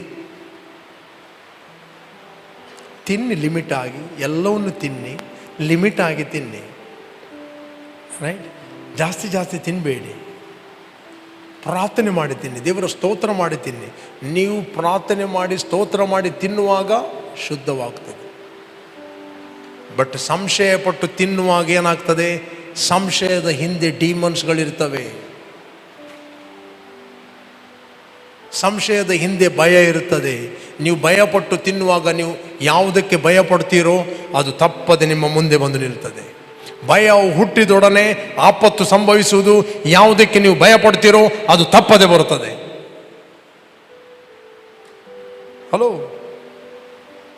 ಮೊದಲು ಫುಡ್ ಕ್ಲೀನ್ ಮಾಡಲಿಕ್ಕೆ ಹೋಗಬೇಡಿ, ಮೊದಲು ನಿಮ್ಮನ್ನು ಕ್ಲೀನ್ ಮಾಡಿ ದೇವರ ವಾಕ್ಯದಿಂದ. ಮಾರ್ನಿಂಗ್ ಎದ್ದು, ಬೆಳಿಗ್ಗೆ ಎದ್ದುಕೊಂಡು ದೇವರ ವಾಕ್ಯವನ್ನು ಕಲಿಯಿರಿ, ದೇವರ ವಾಕ್ಯದಲ್ಲಿ ಬೆಳೆಯಿರಿ, ದೇವರ ವಾಕ್ಯದಲ್ಲಿ ನಿಮ್ಮನ್ನು ಶುದ್ಧೀಕರಿಸಿರಿ. ಥ್ಯಾಂಕ್ ಗಾಡ್, ನೀನು ಉಂಟು ಮಾಡೋದು ಎಲ್ಲ ಒಳ್ಳೆಯದು. ಬೆಳಿಗ್ಗೆ ಎದ್ದುಕೊಂಡು ಹೇಳ್ರಿ, ದೇವರೇ ಇವತ್ತು ಬ್ರೇಕ್ಫಾಸ್ಟ್ ಏನು ತಿಂತೇನೆ ಅದು ಬೆಸ್ಟ್ ಬ್ರೇಕ್ಫಾಸ್ಟ್. ರೈಟ್. ನಾಲಿಗೆಗೆ ಟೇಸ್ಟ್ ಜಾಸ್ತಿ ಆದದ್ದು ನೋಡಿ, ಮತ್ತೆ ಯಾವುದು ಒಳಗೆ ಹೋಗುವುದಿಲ್ಲ. ನಾನು ಸಣ್ಣ ಇರುವಾಗ ನನಗೆ ಗೊತ್ತೇ ಇಲ್ಲ 20 ವರ್ಷ ತನಕ ದೋಸೆ ಮಾಡಿದರೆ ಚಟ್ನಿ ಮಾಡಿ ತಿಂತಾರಂತ. ನನಗೆ ಕಲಿಸಿದೆ ಅಂತ ಗೊತ್ತುಂಟಾ? ದೋಸೆ ಮಾಡಿ ಚಾದಲ್ಲಿ ಮುಳುಗಿಸಿ ತಿನ್ಲಿಕ್ಕೆ ಕಲಿಸಿದೆ.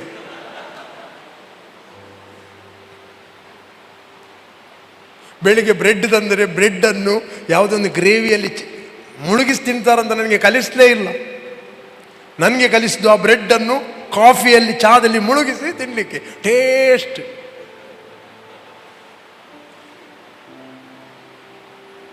ಈಗ ಮಕ್ಕಳಿಗೆ ಬ್ರೆಡ್ ನೋಡುವಾಗ ಹಾಸ್ಪಿಟಲ್ ನೆನಪು ಬರ್ತದೆ.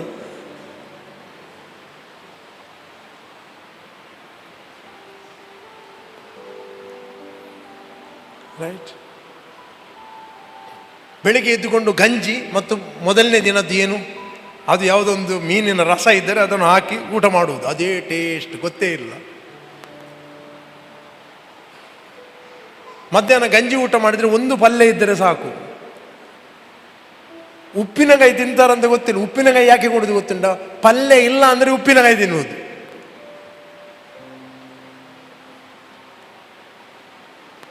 ಏನು ತಿಂದಿರು ಏನಾಗ್ತಿಲ್ಲ, ಒಳ್ಳೆ ಹೊಟ್ಟೆಗೆ ಹೋಗ್ತೇವೆ. ಕಲ್ಲು ತಿಂದರೂ ಕೂಡ ಜೀರ್ಣ ಆಗ್ತಿತ್ತು.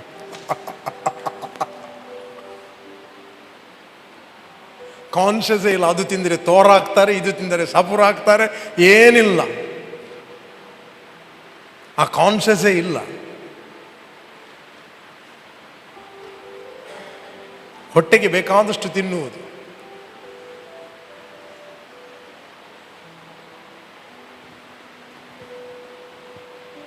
ದಪ್ಪ ಆಗ್ತಾರೆ, ಚರ್ಬಿ ಬರ್ತದೆ. ನಾನು ಎಕ್ಸಸೈಸ್ ಯಾವತ್ತೂ ಸಪುರ ಆಗಲಿಕ್ಕೆ ಮಾಡಲಿಲ್ಲ, ಎಕ್ಸಸೈಸ್ ಫಿಟ್ ಆಗಲಿಕ್ಕೆ ಮಾಡಿದ್ದೇನೆ. Please god. ಇದ್ದೀರಾ ಇಲ್ಲಿ? ಹಲೋ. ಸಿ, ನಾಲಿಗೆಗೆ ಟೇಸ್ಟ್ ಆದಷ್ಟು ಏನಾಗ್ತದೆ, ಉಳಿದೆಲ್ಲ ಚಪ್ಪೆ ಚಪ್ಪೆ ಆಗ್ತದೆ. ಈ ಲಾಡು ತಿಂದು, ಮೊದಲು ಲಾಡು, ಸಕ್ಕರೆ ಲಾಡು ತಿಂದು ನೀವು ಟೀ ಕುಡಿಯಿರಿ, ಮತ್ತೆ ಚಪ್ಪೆ ಚಪ್ಪೆ. ಇದ್ದೀರಾ ಇಲ್ಲಿ? ನಮ್ಮ ಟೇಸ್ಟಿ ಫುಡ್ ಅಂದರೆ ದೋಸೆಯನ್ನು ಟೀಯಲ್ಲಿ ಮುಳುಗಿಸಿದೆ ಟೇಸ್ಟಿ, ಉಳಿದ ಟೇಸ್ಟ್ ನಮಗೆ ಕಲಿಸಲಿಲ್ಲ. ಅದಕ್ಕೋಸ್ಕರ ಯಾವತ್ತೂ ನಾವು ತಂದೆ ತಾಯಿಗಳಿಗೆ ಗುಣಗುಡ್ತಿರ್ಲಿಲ್ಲ.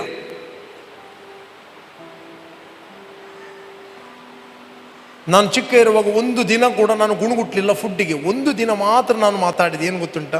ನಾನು ಚಿಕ್ಕ ಇರುವಾಗ ತರಕಾರಿ ಮಾಡ್ತಿದ್ದೆ. ಬಾವಿಯ ನೀರು ಎಳೆದು ಈ ತುರೆ ಹಾಕಿದೆ, ತುರೆ ಫುಲ್ಲು, ಅದರಲ್ಲೊಂದು 10 ತುರೆ, ಇದು ಏನು ಹೇಳ್ತಾರೆ, ಸೋರೆಕಾಯಿ ಒಂದು 10 ಆಯಿತು.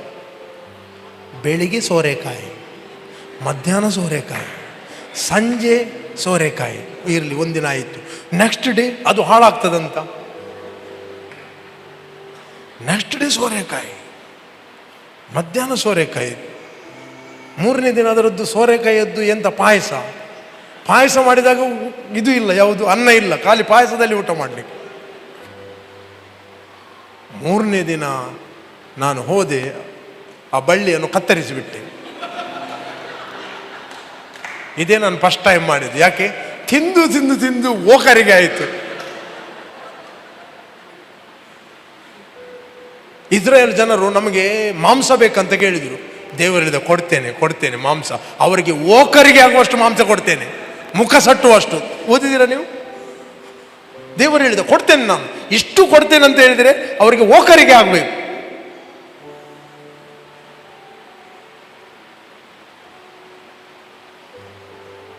ರೈಟ್? ಕೆಲವೊಮ್ಮೆ ಕಷ್ಟಗಳು, ಸಮಸ್ಯೆಗಳು ಅದೆಲ್ಲವನ್ನು ಮರೆತು ಕೇವಲ ಫುಡ್ಡಿನ ವಿಷಯದಲ್ಲೇ ಗುಣಗುಟ್ಟೋರು ಇರ್ತಾರೆ. ಮೋಶೆಗೆ ಗುಣಗುಟ್ಟಿದ್ರು. ಇದೇ ಓದಿದ್ದೀರಾ? ನಂಬರ್ಸ್ ಎಷ್ಟನೇ? ಸಿಹಿಚೇನಿಕ್ಕಿಂತ ಮಧುರವಾದ ಅರಣ್ಯಕಾಂಡ, ಕರ್ಬೂಜ ಗಿರ್ಬುಜ ಓದಿ. 11ನೇ ಅಧ್ಯಾಯದಲ್ಲಿ 4ನೇ ವಚನ ಓದಿ. ಅವರ ಮಧ್ಯದಲ್ಲಿದ್ದ ಇತರ ಜನರು ಮಾಂಸವನ್ನು ಆಶಿಸಿದರು. ಇಸ್ರಾಯೇಲ್ ಜನರು ಬರುವಾಗ, ಐಗುಪ್ತ ದೇಶದಿಂದ ಬರುವಾಗ ಕೇವಲ ಇಸ್ರಾಯೇಲ್ ಜನರು ಮಾತ್ರ ಇರಲಿಲ್ಲ, ಇಸ್ರಾಯೇಲರೊಟ್ಟಿಗೆ ಅನ್ಯರಿದ್ದರು. ಕೆಲವರು ದೇವರು ಕರೆದದ್ದು ಇಸ್ರಾಯೇಲ್ ಜನರಿಗೆ. ಇವರೊಟ್ಟಿಗೆ ಹೋದರೆ ನಮಗೆ ಸಹ ಒಳ್ಳೊಳ್ಳೆ ತಿನ್ನಲಿಕ್ಕೆ ಸಿಗ್ಬೋದು ಅಂತ ಅನ್ನಿಸ್ತರು. ಇವರ ಸಂಬಂಧ ಇತರ ಜನರು ಅವರ ಮಧ್ಯದಲ್ಲಿ ಇತರ ಜನರು ಮಾಂಸವನ್ನು ಆಶಿಸಿದರು. ಆ್ಯಕ್ಚುಲಿ ಇಸ್ರಾಯೇಲ್ ಜನರಿಗೆ ಮಾಂಸ ಆಶೆ ಬಂದದ್ದಲ್ಲ, ಮಾಂಸ ಆಶೆ ಬಂದದ್ದು ಇತರ ಜನರಿಗೆ, ವಿಜನ್ ಇಲ್ಲದ ಜನರಿಗೆ, ದರ್ಶನ ಇಲ್ಲದ ಜನರಿಗೆ. ಇಸ್ರಾಯೇಲರು ಕೂಡ ತಿರುಗಿ ಹತ್ತುಕೊಂಡು ಮಾಂಸವು ನಮಗೆ ಹೇಗೆ ಲಭಿಸ್ತು ಅವರ ಕಿವಿಗೆ ಬಿತ್ತು. ಮೋಶೆ ಹತ್ರ ಇವರು ಕೇಳಲಿಕ್ಕೆ ಆಗೋದಿಲ್ಲ. ಯಾರು? ಇತರ ಜನರು. ಮೋಶೆ ಕೇಳ್ತಾನೆ, ನೀವು ಯಾಕೆ ಬಂದದ್ದು ಅಂತ ಕೇಳ್ತಾನೆ. ನಿಮಗೆ ಬರಲಿಕ್ಕೆ ಹೇಳಿದ್ದೀರು. ರೈಟ್?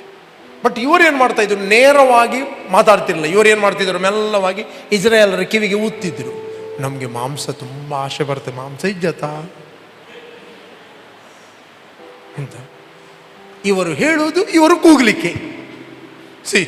ಮಾಂಸವು ನಮಗೆ ಹೇಗೆ ಲಭಿಸ್ತು? ನೆಕ್ಸ್ಟ್, ಐಗುಪ್ತ ದೇಶದ ನಾವು ಬಿಟ್ಟೆಯಾಗಿ ತಿನ್ನುತ್ತಿದ್ದ ಮೀನು, ಸೌತೆಕಾಯಿ, ಕರ್ಬೂಜ, ಉಳಿಗಡ್ಡೆ, ನೀರುಳ್ಳಿ, ಬೆಳ್ಳುಳ್ಳಿ, ಇವು ನಮಗೆ ನೆನಪಿಗೆ ಬರುತ್ತದಲ್ಲ. ಅಲ್ಲಿ ಐಗುಪ್ತ ದೇಶದಲ್ಲಿ ಚಾಬುಕಿನಿಂದ ಪೆಟ್ಟು ಬೀಳ್ತಾ ಇತ್ತು. ಅಲ್ಲಿ ಅವರು ಇಟ್ಟಿಗೆ ಮಾಡಬೇಕಿತ್ತು. ಆರಾಧನೆಗೆ ಹೋಗ್ತೇವೆ ಅಂತ ಹೇಳ್ತಿರುವಾಗ ನೀವು ಸೋಮಾರಿಗಳು, ನಿಮಗೆ ಆರಾಧನೆಯ ಇನ್ನು ಆರಾಧನೆ ಬೇಕಾ? ಕಡೆಗೆ ಫಾರೋ ಹೇಳಿದ, ಇನ್ನು ಇಟ್ಟಿಗೆ ಎಷ್ಟು ಮಾಡ್ತಿದ್ದೀರಿ ಅಷ್ಟೇ ಇಟ್ಟಿಗೆಗಳನ್ನು ಮಾಡಬೇಕು, ಹುಲ್ಲನ್ನು ನೀವು ಹುಡುಕಿ ತರಬೇಕಿನ್ನು. ಇಷ್ಟು ದಿನ ಅವನು ಹುಲ್ಲು ಕೊಡ್ತಿದ್ದ, ಅಷ್ಟೇ ಅವರು ಇಟ್ಟಿಗೆಗಳನ್ನು ಮಾಡಬೇಕಿತ್ತು. ಇನ್ನು ಹೇಳಿದ, ನೀವು ಸೋಮಾರಿಗಳು, ಹುಲ್ಲನ್ನು ನೀವೇ ತರಬೇಕು, ಇಟ್ಟಿಗೆಗಳನ್ನು ಅಷ್ಟೇ ಮಾಡಬೇಕು, ಲೆಕ್ಕ ಸ್ವಲ್ಪ ಕೂಡ ಕಡಿಮೆ ಆಗಬಾರ್ದು. ಅಯ್ಯೋ, ಅವರಿಗೆ ಚಾಬುಕಿನಿಂದಲೇ ಪೆಟ್ಟು ಬೀಳ್ತಾ ಇತ್ತು.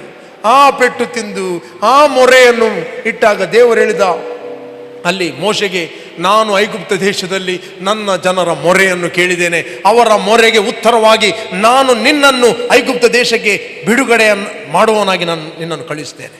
I will come with you. ಜನರು ಬೊಬ್ಬೆ ಹಾಕ್ತಿದ್ದರು, ಕೂಗ್ತಾ ಇದ್ದರು. ಕಡೆಗೆ ಕೆಲವು ದಿನ ಹೋದ ನಂತರ ಎಲ್ಲ ಮರೆತು. ನಮಗೀಗ ಮೀನು, ಸೌತೆಕಾಯಿ, ಕರ್ಬೂಜ, ಉಳಿಗಡ್ಡೆ ಇದನ್ನು ಓದುವಾಗ ನನ್ನ ತಾಯಿ ಮೊದಲು ಪುಂಡಿಕನ ಅಲ್ಲಿ ಅಂಗಡಿ ಇದೆ, ಅದಕ್ಕೆ ಲೀಸ್ಟ್ ಕೊಡ್ತಿದ್ದರು, ಇದನ್ನು ಅಂತ. ನಾನು ಫಸ್ಟ್ ಟೈಮ್ ಇದನ್ನು ಓದುವಾಗ ನಾನು ಎಂತ ಪುಂಡಿಕನ ಲೀಸ್ಟ್ ಓದ್ತಾ ಇದ್ದೇನೆ, ಬೈಬಲ್ ಓದ್ತಾ ಇದ್ದೇನೆ ಅಂತ ಒಂದೊಂದೇ ಬರ್ತಾ ಇದೆ ನೋಡಿ. ಮೀನು, ಸೌತೆಕಾಯಿ, ಕರ್ಬೂಜ, ಉಳಿಗಡ್ಡೆ, ನೀರುಳ್ಳಿ, ಬೆಳ್ಳುಳ್ಳಿ ಇವು ನೆನಪಿಗೆ ಬರುತ್ತವೆಲ್ಲ. ನೆಕ್ಸ್ಟ್ ಇಲ್ಲಿ ಆದರೂ ನಮ್ಮ ಜೀವ ಬತ್ತಿ ಹೋಯಿತು. ಈ ಮನ್ನವೇ ಹೊರತು ನಮಗಿನ್ನೇನು ಸಿಗಲಿಲ್ಲ ಅಂದುಕೊಳ್ಳಿದ್ದೀರಿ. ಈ ಮನ್ನವೇ, what is this, what is this, what is this? ಮನ್ನ ಅಂದರೆ what is this, right? Every time what is this, what is this. ಕೆಲವು ಮಕ್ಕಳು ಹೇಳ್ತಾರೆ ಸಜ್ಜಿಗೆ, what is this, what is this, ಎಂತ ಇದು, ಎಂತ ಇದು?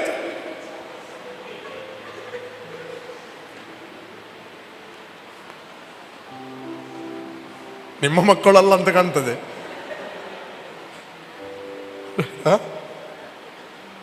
ಯಾರು ಸಜ್ಜಿಗೆ ಯಾರು ತಿನ್ನುವುದಿಲ್ಲ, ಅವ್ರಿಗಿದೆ ಮನ್ನ. What is this, what is this? ಮನ್ನ ಅಂದ್ರೆ ಏನು ಗೊತ್ತುಂಟ ಅರ್ಥ? ವಾಟ್ ಇಸ್ ದಿಸ್, ಮನ್ನ ಎಂಬ ಅರ್ಥ. ಅವರಿಗೆ ಫಸ್ಟ್ ಮನ್ನ ಬೀಳುವಾಗ ಅವ್ರು ಕೇಳಿದ್ರು ವಾಟ್ ಇಸ್ ದಿಸ್ ಅಂತ, ಅದೇ ಹೆಸರಾಯಿತು, ವಾಟ್ ಇಸ್ ದಿಸ್.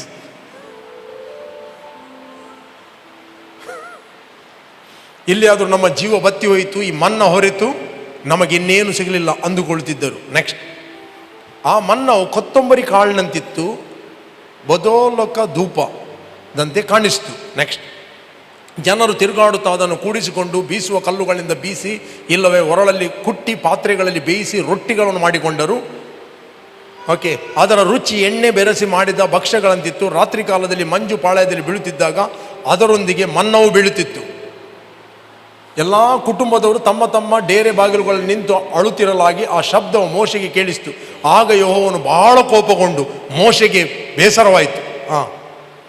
ಆಗ ಮೋಶೆ ಯೆಹೋವನಿಗೆ, ಈ ಜನರನ್ನು ನಡೆಸಿಕೊಂಡು ಹೋಗುವ ಭಾರವನ್ನು ನನ್ನ ಮೇಲೆ ಹೊರಿಸಿ ನೀನು ಯಾಕೆ ನಿನ್ನ ದಾಸನಿಗೆ ಅಪಕಾರ ಮಾಡುತ್ತೀಯೇ? ನಿನ್ನ ದಯೆ ನಾನು ಯಾಕೆ ಅಪಪಾತ್ರನಾದೆ? ನೀನು ನನಗೆ ಕೂಸನ್ನು ಎತ್ತಿಕೊಂಡು ಹೋಗುವಂತೆ ಈ ಜನರನ್ನು ಉಡಿಲಲ್ಲಿಟ್ಟುಕೊಂಡು ನಾನು ಅವರ ಪಿತೃಗಳಿಗೆ ಪ್ರಮಾಣ ಮಾಡಿಕೊಟ್ಟ ದೇಶಕ್ಕೆ ಒಯ್ಯು ಎಂದು ಹೇಳುತ್ತೀಯಲ್ಲ. ನಾನು ಇವರಿಗೆ ಹೆತ್ತ ತಾಯಿಯೋ? ಇವರು ನನ್ನ ಬಳಿಗೆ ಅಳುತ್ತಾ ಬಂದು ಮಾಂಸವನ್ನು ನಮಗೆ ತಿನ್ನಲಿ ಕೊಡು ಎಂದು ಕೇಳಿಕೊಳ್ಳುತ್ತಾರಲ್ಲ. ಇಷ್ಟು ಜನಕ್ಕೆ ಬೇಕಾದ ಮಾಂಸವನ್ನು ನನಗೆ ಎಲ್ಲಿಂದ ದೊರಕಿತ್ತು? ಇಲ್ಲಿ ಮೋಶೆ ಮಾತಾಡ್ತಾನೆ ದೇವರ. ಈ ವಾಸ್ ಫ್ರೆಂಡ್.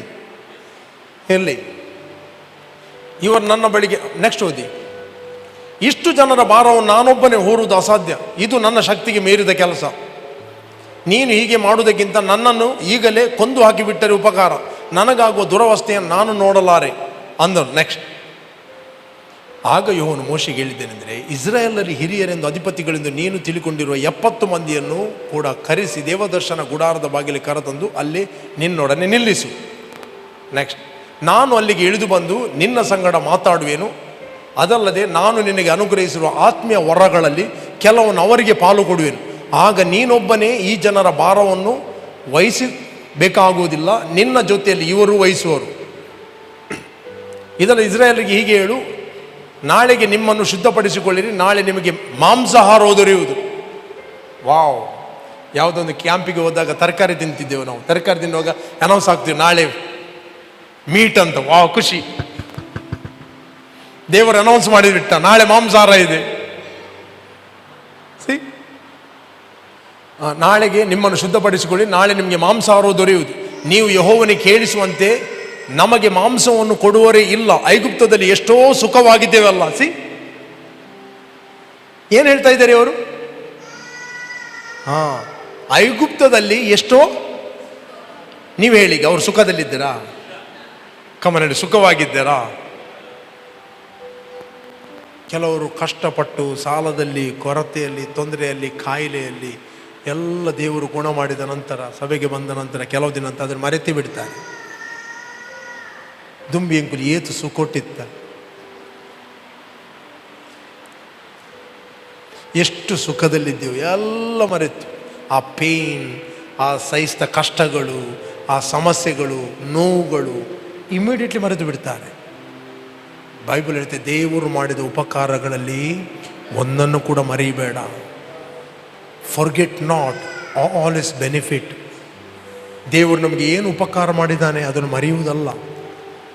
ನಾವು ಯಾವಾಗಲೂ ದೇವರಿಗೆ ಸ್ತೋತ್ರ ಮಾಡಬೇಕು. ದೇವರೇ, ಕಷ್ಟದಲ್ಲಿದ್ದ ನಮ್ಮನ್ನು, ದುರಾತ್ಮನ ಆಡಳಿತದಲ್ಲಿದ್ದ ನಮ್ಮನ್ನು, ಅನೇಕ ಭಯಗಳಲ್ಲಿದ್ದ, ವ್ಯಾಧಿಗಳಲ್ಲಿದ್ದ ನಮ್ಮನ್ನು ನೀನು ಬಿಡುಗಡೆ ಮಾಡಿ ನಿನ್ನ ಮಗನ ರಾಜ್ಯಕ್ಕೆ ನಮ್ಮನ್ನು ಸೇರಿಸ್ತಿ. ಇವತ್ತು ನಾವು ನಿನ್ನ ಮಕ್ಕಳಾಗಿದ್ದೇವೆ. ಈ ಸತ್ಯವನ್ನು ನಮಗೆ ಪ್ರಕಟಿಸ್ತಿ. ನರಕದ ಬಾಯಿಂದ ನಮ್ಮನ್ನು ತೆಗೆದು ನಿನ್ನ ನಿತ್ಯ ಜೀವವನ್ನು ನಮಗೆ ಕ್ರಿಸ್ತನಲ್ಲಿ ಅನುಗ್ರಹ ಮಾಡಿದಿ. Thank you Jesus. ಯಾವಾಗಲೂ ಸ್ತೋತ್ರ ಮಾಡಬೇಕು. ಲೌಕಿಕ ಜೀವಿತವನ್ನು ಎನಿಸಿಕೊಂಡು ನಾವು ದೇವರಿಗೆ ಗುಣಗುಟ್ಟುವುದಲ್ಲ. ಗುಣಗುಟ್ಟಿದಾಗ ದುರಾತ್ಮಗಳಿಗೆ ಡೋರ್ ಓಪನ್ ಆಗ್ತದೆ. ಇವರು ಇದೇ ಹೇಳ್ತಾರೆ, ನೀವು ಯೆಹೋವನಿಗೆ ಕೇಳಿಸುವಂತೆ ನಮಗೆ ಮಾಂಸವನ್ನು ಕೊಡುವರಿಲ್ಲ, ಐಗುಪ್ತ ದೇಶದಲ್ಲಿ ಎಷ್ಟೋ ಸುಖವಾಗಿದ್ದೇವಲ್ಲ ಎಂದು ಅಳುತ್ತಾ ಹೇಳಿದ್ದರಿಂದ ಯೆಹೋವನು ನಿಮಗೆ ಮಾಂಸವನ್ನು ತಿನ್ನಲಿಕ್ಕೆ ಕೊಡುವನು. ನೆಕ್ಸ್ಟ್, ನಿಮ್ಮ ಮಧ್ಯದಲ್ಲಿರುವ ಯೆಹೋವನನ್ನು ನೀವು ಉಲ್ಲಂಘಿಸಿ, ಅಯ್ಯೋ ನಾವು ಐಗುಪ್ತ ದೇಶವನ್ನು ಬಿಟ್ಟು ಬಂದದ್ದು ಮೋಸವಾಯಿತೆಂದು ಆತನ ಮುಂದೆ ಅತ್ತದ್ದರಿಂದ ನೀವು 1 ದಿನವಲ್ಲ, 2 ದಿನವಲ್ಲ, 5 ದಿನವಲ್ಲ, 10 ದಿನವಲ್ಲ, 20 ದಿನವಲ್ಲ, ಪುರಾ 1 ತಿಂಗಳು ಮಾಂಸವನ್ನು ಊಟ ಮಾಡುವಿರಿ. ಡೈಲಿ ಮೀಟ್ ನಿಮಗೆ. ಅದು ಓಕರಿಕೆಯಾಗಿ ನಿಮ್ಮ ಮೂಗಿನಲ್ಲಿ ಹೊರಟು. ಏನು ಅದು ಓಕರಿಕೆಯಾಗಿ? ದೇವರು ಹೇಗೆ ಹೇಳ್ತಾನೆ ನೋಡಿ, ಪುರಾ 1 ತಿಂಗಳು ಮಾಂಸವನ್ನು ಊಟ ಮಾಡುವಿರಿ. ಅದು ಓಕರಿಕೆಯಾಗಿ ನಿಮ್ಮ ಮೂಗಿನಲ್ಲಿ ಹೊರಟು ನಿಮಗೆ ಅಸಹ್ಯವಾಗುವ ತನಕ ಅದನ್ನು ಊಟ ಮಾಡುವಿರಿ. ಅದನ್ನು ಹೊರಯ್ಯೋ. ನನಗೆ ಬಾಂಬೆಯಲ್ಲಿ ಮೀಟಿಂಗ್ ಕರೆದರು. 4 ದಿನ ಮೀಟಿಂಗ್ಗೆ ಹೋದೆ, ನಾನು ಬ್ರದರ್ ಪ್ರಶಾಂತ್ ಎಲ್ಲ ಇದ್ದೆವು. ಅಲ್ಲಿ ನಮಗೆ ದಿನಾಲು ಹೋಟೆಲಿಗೆ ಕರ್ಕೊಂಡು ಹೋಗುವುದು. ಮಾರ್ನಿಂಗ್ ಬೂಫೆ ಬ್ರೇಕ್ಫಾಸ್ಟ್, ಮಧ್ಯಾಹ್ನ ಅದೇ ಬ್ರೇಕ್ಫಾಸ್ಟ್, ಇದು ಲಂಚ್ ಬುಫೆ, ಸಂಜೆ ಕೂಡ ಅದೇ. 3-4 ದಿನ ತಿಂದು ತಿಂದು ಓಕರಿಗೆ ಆಯಿತು, ಅಯ್ಯೋ ನನ್ನ ಒಂದು ಗಂಜಿ ಊಟ ಮಾಡಿದ್ರೆ ಎಷ್ಟು ಒಳ್ಳೇದಿತ್ತು ಅಂತ. ಊರಿಗೆ ಬಂದುಂಟು ನೋಡಿ, ಬೇಗ ಒಂದು ಗಂಜಿ ಊಟ ಮಾಡುವಷ್ಟು. ಅದು 1-2 ದಿನ ಮಾತ್ರ ಹೋಟೆಲ್ ಊಟ. ಕೆಲವರು ಹೇಳ್ತಾರೆ ನಾನು ಹೋಟೆಲಿಗೆ ಹೋಗಿ ಊಟ ಮಾಡ್ತೇನೆ, ಮನೆಯಲ್ಲಿ ಅದು 1-2 ದಿನ ಮಾತ್ರ ಅಣ್ಣ, ಮತ್ತು ಅದು ಸಹ ಓಕರಿಗೆ ಬರ್ತದೆ. ಮತ್ತೆ ನಿನ್ನ ಹಳೆಯ ಗಂಜಿ ಇದೆ ನೋಡಿ.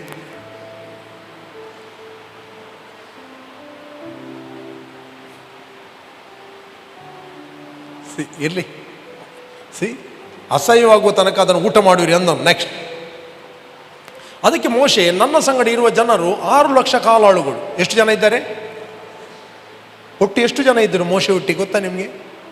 More than 40 lakhs. 1-2 ಜನ ಅಲ್ಲ, 6 ಲಕ್ಷ ಕಾಲಾಳುಗಳು. ಅಂದರೆ 20 ವರ್ಷ ಮೇಲ್ಪಟ್ಟವರು ಗಂಡಸರು, ಪುನಃ ಅವರ ಹೆಂಡತಿ, ಡಜನ್ ಗಟ್ಟಲೆ ಮಕ್ಕಳು. ಈಗದಾಗಿ 1 ಬೇಕು 2 ಸಾಕಲ್ಲ, ನಾವಿಬ್ಬರು ನಮಗಿಬ್ಬರು ಅಲ್ಲ, ನಾವಿಬ್ಬರು ನಮಗೊಂದೇ ಅಲ್ಲ. ಇದು ಯಾವುದೇ ಲಾ ಎಲ್ಲ ಇರಲಿಲ್ಲ, ರೈಟ್? ನಾವು ದೇವರಿಗೆ ಸಂಬಂಧಪಟ್ಟವರು, ನಮಗೆಲ್ಲ ದೇವರು ಕೊಟ್ಟದ್ದು. ಆ ಪ್ರಿನ್ಸಿಪಲ್ ಅಲ್ಲಿ ಅವರು ಜೀವಿಸ್ತಾ ಇದ್ದರು. ಇರಲಿ, ಓಕೆ. ನೀನು ಇವರು ಪೂರಾ 1 ತಿಂಗಳು ತಿನ್ನುವಷ್ಟು ಮಾಂಸವನ್ನು ಕೊಡುತ್ತೇನೆಂದು ಹೇಳಿದ್ದಿ. ನೆಕ್ಸ್ಟ್, ಅವರಿಗೆ ಬೇಕಾದಷ್ಟು ಸಿಕ್ಕುವಂತೆ ನಾವು ಆಡು ಕುರಿಗಳನ್ನು ದನಗಳನ್ನು ಕೊಯ್ಯಬೇಕೆನ್ನುತ್ತೀಯೋ, ಇಲ್ಲವೇ ಸಮುದ್ರದಲ್ಲಿರುವ ಎಲ್ಲ ಮೀನುಗಳನ್ನು ಹಿಡಿಕೊಳ್ಳಬೇಕು ಎಂದು ಹೇಳಲಾಗಿ, ಯೆಹೋವನವನಿಗೆ ಯೆಹೋವನ ಕೈ ಮೋಟುಗೈಯೋ, ದೇವರನ್ನ ಕೈ ಚುಂಟ. ದೇವರು ಹೇಳ್ತಾ ಇದೆ, ನನ್ನ ಕೈ ಏನು ಮೋಟುಗೈಯ, ನನ್ನ ಮಾತು ನೆರವೇರುತ್ತದೋ ಇಲ್ಲವೋ ಈಗ ನೀನು ನೋಡುವಿ ಎಂದು ಹೇಳಿದನು. ನೆಕ್ಸ್ಟ್, ಮೋಶೆ ಹೊರಟು ಹೋಗಿ ಯೆಹೋವನ ಮಾತುಗಳನ್ನು ಜನರಿಗೆ ತಿಳಿಸಿದನು. ಮತ್ತು ಅವನು ಜನರ ಹಿರಿಯರಲ್ಲಿ 70 ಮಂದಿಯನ್ನು ಕೂಡಿಸಿ ದೇವದರ್ಶನ ಗುಡಾರದ ಸುತ್ತ ನಿಲ್ಲಿಸಿದಾಗ, ಯೆಹೋವನು ಆ ಮೇಘದಲ್ಲಿ ಇಳಿದು ಬಂದು ಅವನ ಸಂಗಡ ಮಾತಾಡಿ ಅವನಲ್ಲಿದ್ದ ಆತ್ಮೀಯ ವರಗಳಲ್ಲಿ ಆ 70 ಮಂದಿ ಹಿರಿಯರಿಗೂ ಪಾಲು ಕೊಟ್ಟನು. ಆ ವರಗಳು ಅವರಿಗೆ ದೊರಕಿದಾಗ ಅವರು ಪರವಶರಾಗಿ ಪ್ರವಾದಿಸಿದರು. ಆಮೇಲೆ ಅವರು ತಿರುಗಿ ಪ್ರವಾದಿಸಲಿಲ್ಲ. ನೆಕ್ಸ್ಟ್, ಆದರೆ ಮೆಲಾದ್ ಎಂಬವರಿಬ್ಬರು, ಇವರು ಸ್ವಲ್ಪ ರೆಬೆಲಿಯನ್ ವ್ಯಕ್ತಿಗಳು, ಇಬ್ಬರು 70ರಲ್ಲಿ ಪಾಳೆಯದೊಳಗೆ ನಿಂತಿದ್ದರು. ಅವರ ಹೆಸರುಗಳು ಬರೆಯಲ್ಪಟ್ಟಿದ್ದಾಗೂ ಅವರು ದೇವದರ್ಶನದ ಗುಡಾರಕ್ಕೆ ಹೊರಟು ಹೋಗಲಿಲ್ಲ. ಆ ಆತ್ಮೀಯ ವರಗಳು ಅವರಿಗೂ ದೊರೆತದರಿಂದ ಅವರು ಪಾಳೆಯದೊಳಗೆ ಪರವಶರಾಗಿ ಪ್ರವಾದಿಸ್ತಾರೆ. ಸ್ವಲ್ಪ ದೂರ ಇದ್ರು. ನೆಕ್ಸ್ಟ್, ಹೀಗೆಲ್ಲ ಒಬ್ಬ ಹುಡುಗನು ಮೋಶೆಯ ಬಳಿಗೆ ಓಡಿ ಬಂದು ಮೇಲಾದರೂ ಪಾಳೆಯದಲ್ಲಿ ಪರವಶರಾಗಿ ಪ್ರವಾದಿಸುತ್ತಾರೆಂದು ತಿಳಿಸಲಾಗಿ, ಯೌವನದಿಂದ ಮೋಶೆಗೆ ಶಿಷ್ಯನಾದ ನೂನನ ಮಗ ಯೋಶುವನ ಮೋಶೆಗೆ, ಸ್ವಾಮಿ, ಅವರಿಗೆ ಬೇಡವೆನ್ನಬೇಕು ಎಂದು ಹೇಳಿದನು. ಬೇಡ ಇತ್ತು ಅವರಿಗೆ. ಅದಕ್ಕೆ ಮೋಶೆ, ನನ್ನ ಗೌರವವನ್ನು ಕಾಪಾಡಬೇಕಿದ್ದಿದೆಯೋ, ಯೆಹೋವನ ಅನುಗ್ರಹದಿಂದ ಆತನ ಜನರೆಲ್ಲರೂ ಆತ್ಮೀಯ ವರಗಳನ್ನು ಹೊಂದಿದವರು ಪ್ರವಾದಿಸುವರು ಆದರೆ ಎಷ್ಟೋ ಒಳ್ಳೆಯದು ಅಂದನು. ಈ ಮೋಶೆಯ ಆಶೆ ನ್ಯೂ ಟೆಸ್ಟಮೆಂಟಲ್ಲಿ ನೆರವೇರಿತು. ಹಲ್ಲೆಲೂಯಾ. ಕಡೆಯ ದಿನದಲ್ಲಿ ನನ್ನ ಆತ್ಮವನ್ನು ಎಲ್ಲ ಮನುಷ್ಯರ ಮೇಲೆ ಸುರಿಸುವೆನು. ಅವರಲ್ಲಿ ಗಂಡಸರು ಹೆಂಗಸರು ಏನು ಮಾಡುವರು? ಪ್ರವಾದಿಸರು. ಇದು ಮೋಶೆಯ ಆಶೆ, ಇದು ಯೋಶುವನ ಆಶೆ ಅಲ್ಲ. ಇದು ಮೋಶೆಯ desire in the Old Testament. Next, ತರುವಾಯ ಮೋಶೆಯು ಇಸ್ರಾಯೇಲ್ ಹಿರಿಯರು ಪಾಳ್ಯಕ್ಕೆ ಬಂದುಬಿಟ್ಟು. ನೆಕ್ಸ್ಟ್, ಆಗ ಯೆಹೋವನ ಬಳಿಯಿಂದ ಗಾಳಿ ಹೊರಟು, ಇಲ್ಲಿ ಕೇಳ್ರಿ ಹೇಗೆ ಬರ್ತವೆ ನೋಡಿ. ಆಗ ಯೆಹೋವನ ಬಳಿಯಿಂದ ಗಾಳಿ ಹೊರಟು. ಗಾಳಿ ಅಂದರೆ ಹೋಲಿ ಸ್ಪಿರಿಟ್, ಸ್ಪಿರಿಟ್ ಆಫ್ ಗಾಡ್.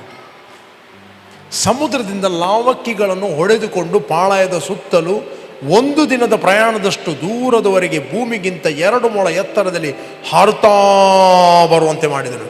ಎಲ್ಲ ಹಕ್ಕಿಗಳು ಎಷ್ಟು? 1 ದಿನದ ಪ್ರಯಾಣದಷ್ಟು. ಅಂದರೆ ಎಷ್ಟೋ ದೂರ ಒಂದು ಹಕ್ಕಿ ಎಷ್ಟು ಸ್ಪೀಡ್ ಹೋಗ್ತದೆ?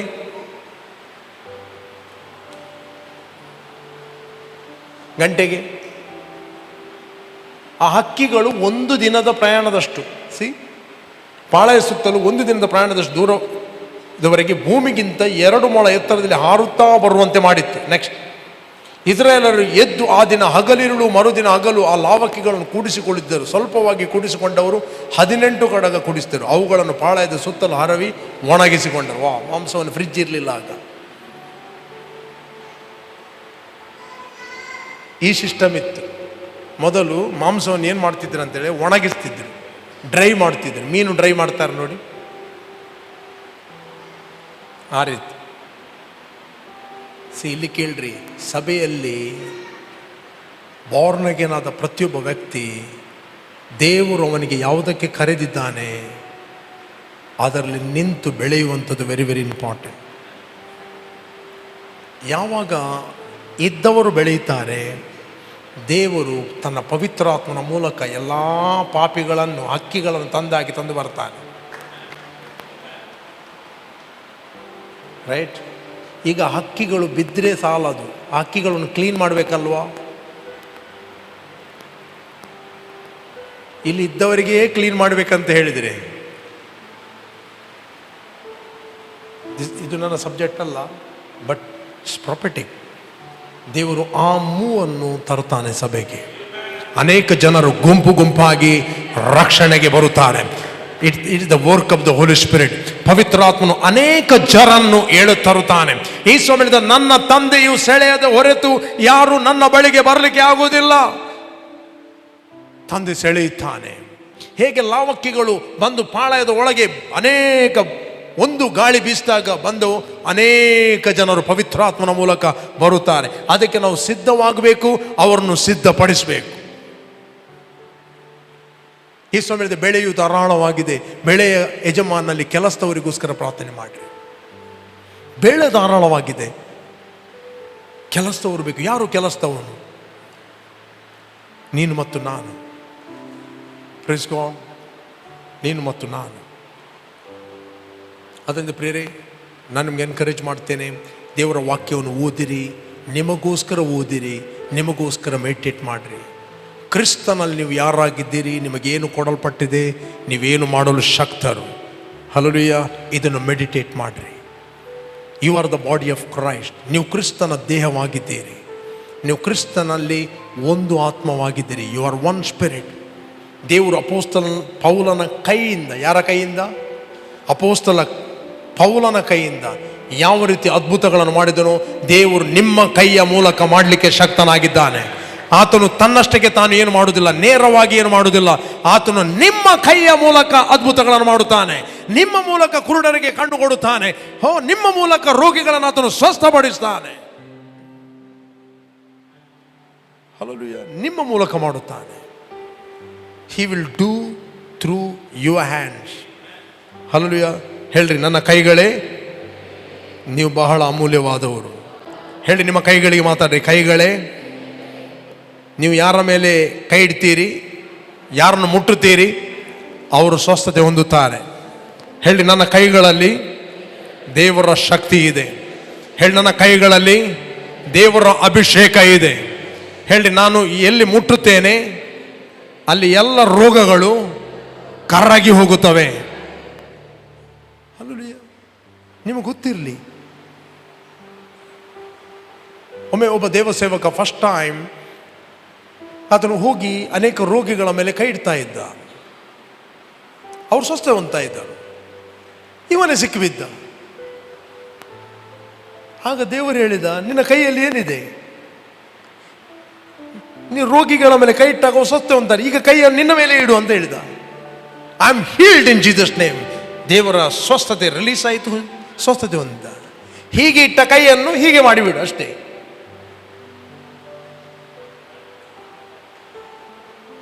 ಸಿಹಿ ಜೇನಿಗಿಂತ ಮಧುರವಾದುದು, ಉಕ್ಕಿ ಹರಿಯುವಂತ ಪ್ರೀತಿ ನಿನ್ನದು, ಬೆಳ್ಳಿ ಅಪರಂಜಿಯಾದದ್ದು ಯೇಸುವೇ ನಿನ್ನ ನಾಮ. ಇಲ್ಲಿ ಕೇಳ್ರಿ, ನೀವು ಕ್ರಿಸ್ತನ ದೇಹವಾಗಿದ್ದೀರಿ. ನಿಮಗೆ ಗೊತ್ತು, ಕೆಲವು ಕಡೆಯಲ್ಲಿ ವಾರ್ ನಡೀತಾ ಇದೆ. ಜನರು ಭಯಪಟ್ಟಿದ್ದಾರೆ. ಸಿ, ಇರಾನ್ ಎಂಬುದು ಯಾವುದು ಗೊತ್ತಾ ನಿಮಗೆ?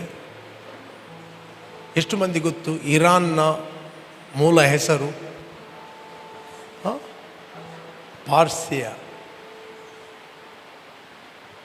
ಪಾರ್ಸಿಯ. ಈ ಪಾರ್ಸಿಯವನ್ನು 1935 ಕ್ರಿಸ್ತಶಕ ಅದಕ್ಕೆ ಇರಾನ್ ಅಂತ ಹೆಸರಿಟ್ಟರು. ಓಕೆ. ಇಸ್ರೇಲ್ ಜನರು 70 ವರ್ಷ ನೆಬೂಕದ್ನೆಚ್ಚರನ್ನು ಕೊಂಡು ಹೋದಾಗ ನೆಬೂಕದ್ನೆಚ್ಚರನ ಆಡಳಿತ ಮುಗೀತದೆ. ಈಚೆಯಿಂದ ಮೇದ್ಯರು ಮತ್ತು ಪಾರ್ಸಿಯರು ಆಳ್ತಾರೆ. ಅವರ ಅಂಡರಲ್ಲಿ ಇವನಿದ್ದು ಯಾರು? ಡ್ಯಾನಿಯಲ್. ಅವರು 127 ಸಂಸ್ಥಾನಗಳನ್ನು ಆಳ್ತಿದ್ದರು. ಎಲ್ಲಿಂದ ಆಳ್ವಿಕೆ ನಡೀತಾ ಇದ್ದು? ಪಾರ್ಸಿಯದಿಂದ. 127. ಅದರಲ್ಲಿ ಇಂಡಿಯಾ ಕೂಡ ಇದೆ. ಇದೆ ಬೈಬಲಲ್ಲಿ. ಓದಿದ್ದೀರಾ ಇಂಡಿಯಾ ಇದೆ ಅಂತ? ಓದಿ. ಎಸ್ತೇರನ ಗ್ರಂಥ 1ನೇ ಅಧ್ಯಾಯ. ಎಸ್ತೇರು ಗ್ರಂಥ 1ನೇ ಅಧ್ಯಾಯ. ಹಿಂದೂಸ್ತಾನ್ ಮೊದಲುಗೊಂಡು ಕೂಶಿನವರೆಗೂ ಇರುವ 127 ಸಂಸ್ಥಾನಗಳನ್ನು ಆಳುತ್ತಿದ್ವ ಆಶ್ವೇಷ ರೋಷನ ಕಾಲದಲ್ಲಿ ನಡೆದ ಚರಿತ್ರೆ. ಓಕೆ. ಹಿಂದೂಸ್ತಾನ್.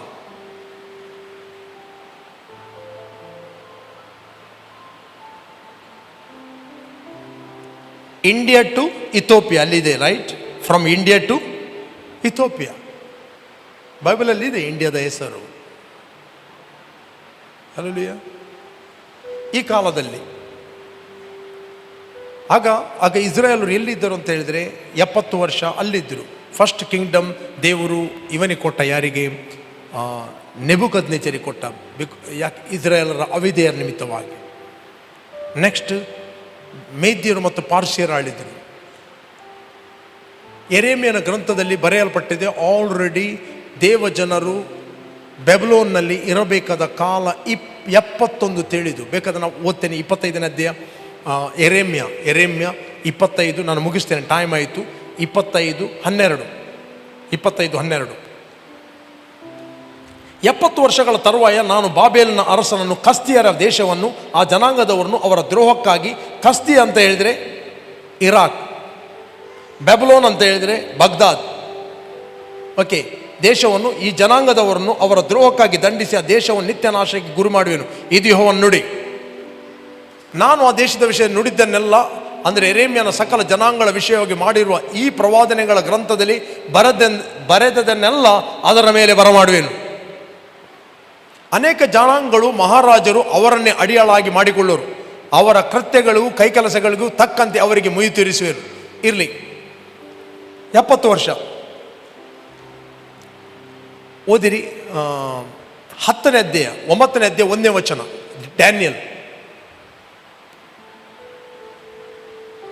ದಾನಿಯೇಲನ ಗ್ರಂಥ.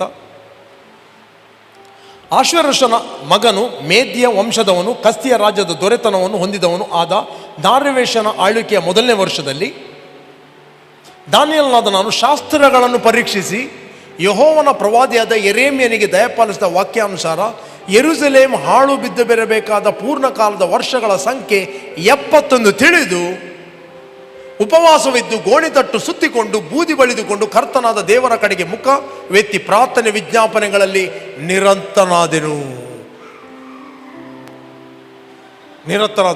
ಪ್ರಾರ್ಥನೆಯಲ್ಲಿ. Next, okay. ನನ್ನ ದೇವರಾದ ಯೆಹೋವನಿಗೆ ಹೀಗೆ ಪಾಪವನ್ನು ಅರಿಕೆ ಮಾಡಿ, ಅವರ ಪಾಪವನ್ನೆಲ್ಲ ಅವನು ಅರಿಕೆ ಮಾಡ್ತಿದ್ದ. ಓಲ್ಡ್ ಟೆಸ್ಟಮೆಂಟ್ 10ನೇ ಅಧ್ಯಾಯ 12ನೇ ವಚನ ತೆಗೆಯಿರಿ. ಆಮೇಲೆ ಅವನು ನನಗೆ ದಾನಿಯೇಲನೇ 10:10 ಓದಿ. ನನಗೆ ಹಸ್ತಸ್ಪರ್ಶವಾಯಿತು. ನಾನು ಗಡಗಡ ನಡುಗುತ್ತಾ ಮೊಣಕಾಲೂರಿ ಅಂಗೈಗಳ ಮೇಲೆ ನಿಲ್ಲುವಂತೆ ಮಾಡಿತ್ತು. ಆಗ ಅವನು ನನಗೆ, ದಾನಿಯೇಲನೇ, ಅತಿ ಪ್ರಿಯನೇ, ನಾನು ನುಡಿಯುವ ಮಾತು, ಗಾಬ್ರಿಯೇಲನು ಬರ್ತಾನೆ, ನಾನು ನುಡಿಯುವ ಮಾತುಗಳನ್ನು ಗ್ರಹಿಸು, ನಿಂತುಕೋ, ಈಗ ನಿನ್ನ ಬಳಿಗೆ ಕಳುಹಿಸಲ್ಪಟ್ಟಿದ್ದೇನೆ ಎಂದು ಹೇಳಿದನು. ಹೇಳಿದ ಕೂಡಲೇ ನಾನು ನಡುಗುತ್ತಾ ನಿಂತುಕೊಂಡೆನು. ಆಮೇಲೆ ಅವನು ನನಗೆ, ದಾನಿಯೇಲನೇ, ಭಯಪಡಬೇಡ, ನೀನು ದೈವ ಸಂಕಲ್ಪವನ್ನು ವಿಮರ್ಶಿಸುವುದಕ್ಕೂ ನಿನ್ನನ್ನು ನಿನ್ನ ದೇವರ ಮುಂದೆ ತಗ್ಗಿಸಿಕೊಳ್ಳುವುದಕ್ಕೂ ಮನಸ್ಸಿಟ್ಟ 1ನೇ ದಿನದಲ್ಲಿ ನಿನ್ನ ವಿಜ್ಞಾಪನೆಯು ದೇವರಿಗೆ ಮುಟ್ಟಿತ್ತು. ಆ ವಿಜ್ಞಾಪನೆ ನಿಮಿತ್ತ ನಾನು ಬಂದೆನು. On the first day your words var heard. ನಿನ್ನ ಮಾತುಗಳು ಪರಲೋಕಕ್ಕೆ ಕೇಳಿಸಲ್ಪಟ್ಟವು. ನಿನ್ನ ಮಾತಿಗೆ ಅನುಸಾರವಾಗಿ ನಾನು ಬಂದೆ. ಆಫ್ಟರ್ 21 days 3 weeks ಆಗಿದೆ. ಓಕೆ, ಅಲ್ಲಿ ಕಾಣದ ಲೋಕದಲ್ಲಿ ಗಾಬ್ರಿಯಲ್ ಹೇಳ್ತಾನೆ, ನಿನ್ನ ಮಾತುಗಳು ಫಸ್ಟ್ ನಮಗೆ ಕೇಳಿಸಿದೆ. ಪ್ರೇಯರ್ ನಿಮಗೆ ಒಂದು ಮಾತು ಹೇಳ್ತೀನಿ, ನೀವು ಏನು ಪ್ರಾರ್ಥನೆ ಮಾಡುತ್ತೀರಿ ಪರಲೋಕ ಕೇಳ್ತದೆ. ನೀವು ಏನು ಪ್ರಾರ್ಥನೆ ಮಾಡ್ತೀರಿ ಪರಲೋಕ ಆ ಪ್ರಾರ್ಥನೆಯನ್ನು ಆಗಲೇ ರಿಲೀಸ್ ಮಾಡ್ತದೆ. ಇಲ್ಲಿ ಗಾಬ್ರಿಯಲ್ ಹೇಳ್ತಾನೆ ಆಫ್ಟರ್ 21 days ಹೇಳ್ತಾನೆ, ನಿನ್ನ ಮಾತಿಗೆ ಅನುಸಾರವಾಗಿ ನಾನು ಬಂದೆನು. See, I have come, last ವಚನ, I have come because of your words. See, your words were heard and I have come because of your word. Because of your word. ನಿನ್ನ ಮಾತಿಗೆ ನಾನು ಬಂದೇನೆ. ಹಳೆ ಒಡಂಬಡಿಕೆಯಲ್ಲಿ ದಾನಿಯೇಲನು ಸೇವಕ, ಇವತ್ತು ಹೊಸ ಒಡಂಬಡಿಕೆಯಲ್ಲಿ ನಾವು ಕ್ರಿಸ್ತನಲ್ಲಿ ದೇವರ ಮಕ್ಕಳಾಗಿದ್ದೇವೆ. ಓಕೆ, ನೆಕ್ಸ್ಟ್ ಪಾರ್ಸಿಯ ರಾಜ್ಯದ ದಿವ್ಯ ಪಾಲಕನು. ಪಾರ್ಸಿಯ ಅಂದ್ರೆ ಯಾರು? ಇರಾನ್. ಪಾರ್ಸಿಯ ರಾಜ್ಯದ ದಿವ್ಯ ಪಾಲಕನು 21 ದಿವಸ ನನ್ನನ್ನು ತಡೆಯಲು ಇಗೋ ಪ್ರಧಾನ ದಿವ್ಯ ಪಾಲಕರೊಬ್ಬನಾದ ಮಿಖಾಯಲನು ನನ್ನ ಸಹಾಯಕ್ಕೆ ಬಂದನು. ಅಲ್ಲಿ ಪಾರ್ಸಿಯ ರಾಜನ ಸಂಗಡ ಹೋರಾಡಿ. ಸಿ, ಇಲ್ಲಿ ಬೈಬಲ್ ಹೇಳ್ತೆ, now I have come to make, okay, but the prince of the kingdom of Persia withstood me 21 days. Prince of Persia, not king of Persia. Natural world ಅಲ್ಲಿ ಪಾರ್ಸಿಯವನ್ನು ಆಳುತ್ತಿದ್ದವನು ಸೈರಸ್. ಇಂಗ್ಲಿಷ್ನಲ್ಲಿ ಕೊರೇಷಿಯಾ ಅಂತ ಕರೀತಾರೆ natural world ಅಲ್ಲಿ. But spiritual world ಅಲ್ಲಿ ಪಾರ್ಸಿಯಾದ ಪ್ರಿನ್ಸ್ ಬೇರೆ, ರೈಟ್? ಈ ಸ್ಪಿರಿಚುವಲ್ ಕಿಂಗ್ಡಮ್ ಈ ನ್ಯಾಚುರಲ್ ಕಿಂಗ್ಡಮ್ ಅನ್ನು ಕಂಟ್ರೋಲ್ ಮಾಡ್ತಾ ಇದೆ. ಇಲ್ಲಿ ಡ್ಯಾನಿಯಲ್ ಅಟ್ಯಾಕ್ ಮಾಡಿದ್ದು, ಹೋರಾಟ ಮಾಡಿದ್ದು ಯಾರೊಟ್ಟಿಗೆ? ಕೊರೇಷನ್ ಒಟ್ಟಿಗೆ ಅಲ್ಲ, ನ್ಯಾಚುರಲ್ ಕಿಂಗಿನೊಟ್ಟಿಗೆ ಅಲ್ಲ. ಅವನು ಡೈರೆಕ್ಟ್ ಅವನ ಕಮ್ಯುನಿಕೇಶನ್ ಯಾರೊಟ್ಟಿಗೆ ಅಂತ ಹೇಳಿದರೆ, ನ್ಯಾಚುರಲ್ ಕಂಟ್ರೋಲ್ ಮಾಡುವವನು ಸ್ಪಿರಿಚುವಲ್, ರೈಟ್? ಸಿ, ಪಾರ್ಸಿಯ ರಾಜ ದಿವ್ಯಪಾಲಕ 21 ದಿವಸ ನನ್ನನ್ನು ತಡೆಯಲು ಈಗ ಪ್ರಧಾನ ದಿವ್ಯಪಾಲಕರೊಬ್ಬನಾದ ಮಿಖಾಯಲನು ನನ್ನ ಸಹಾಯಕ್ಕೆ ಬಂದನು. ಅಲ್ಲಿ ಪಾರ್ಸಿಯ ರಾಜನ ಸಂಗಡ ಹೋರಾಡಿ ಉಳಿದುಕೊಂಡು ಅಂತ್ಯಕಾಲದಲ್ಲಿ ನಿನ್ನ ಜನರಿಗಾಗುವ ಗತಿಯನ್ನು ನಿನಗೆ ತಿಳಿಸಿದಗೋಸ್ಕರ ಬಂದೆನು. ಆ ಕಾಲದ ಸಂಗತಿಯನ್ನು ವ್ಯಕ್ತಪಡಿಸುವ ಇನ್ನೊಂದು ದರ್ಶನ ಉಂಟು ಎಂದು ಹೇಳಿದನು.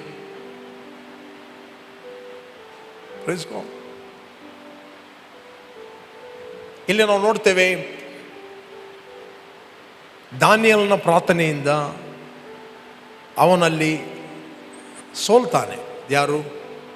ಸ್ಪಿರಿಚುವಲ್ ವರ್ಲ್ಡಿನ ಪ್ರಿನ್ಸ್, ರೈಟ್?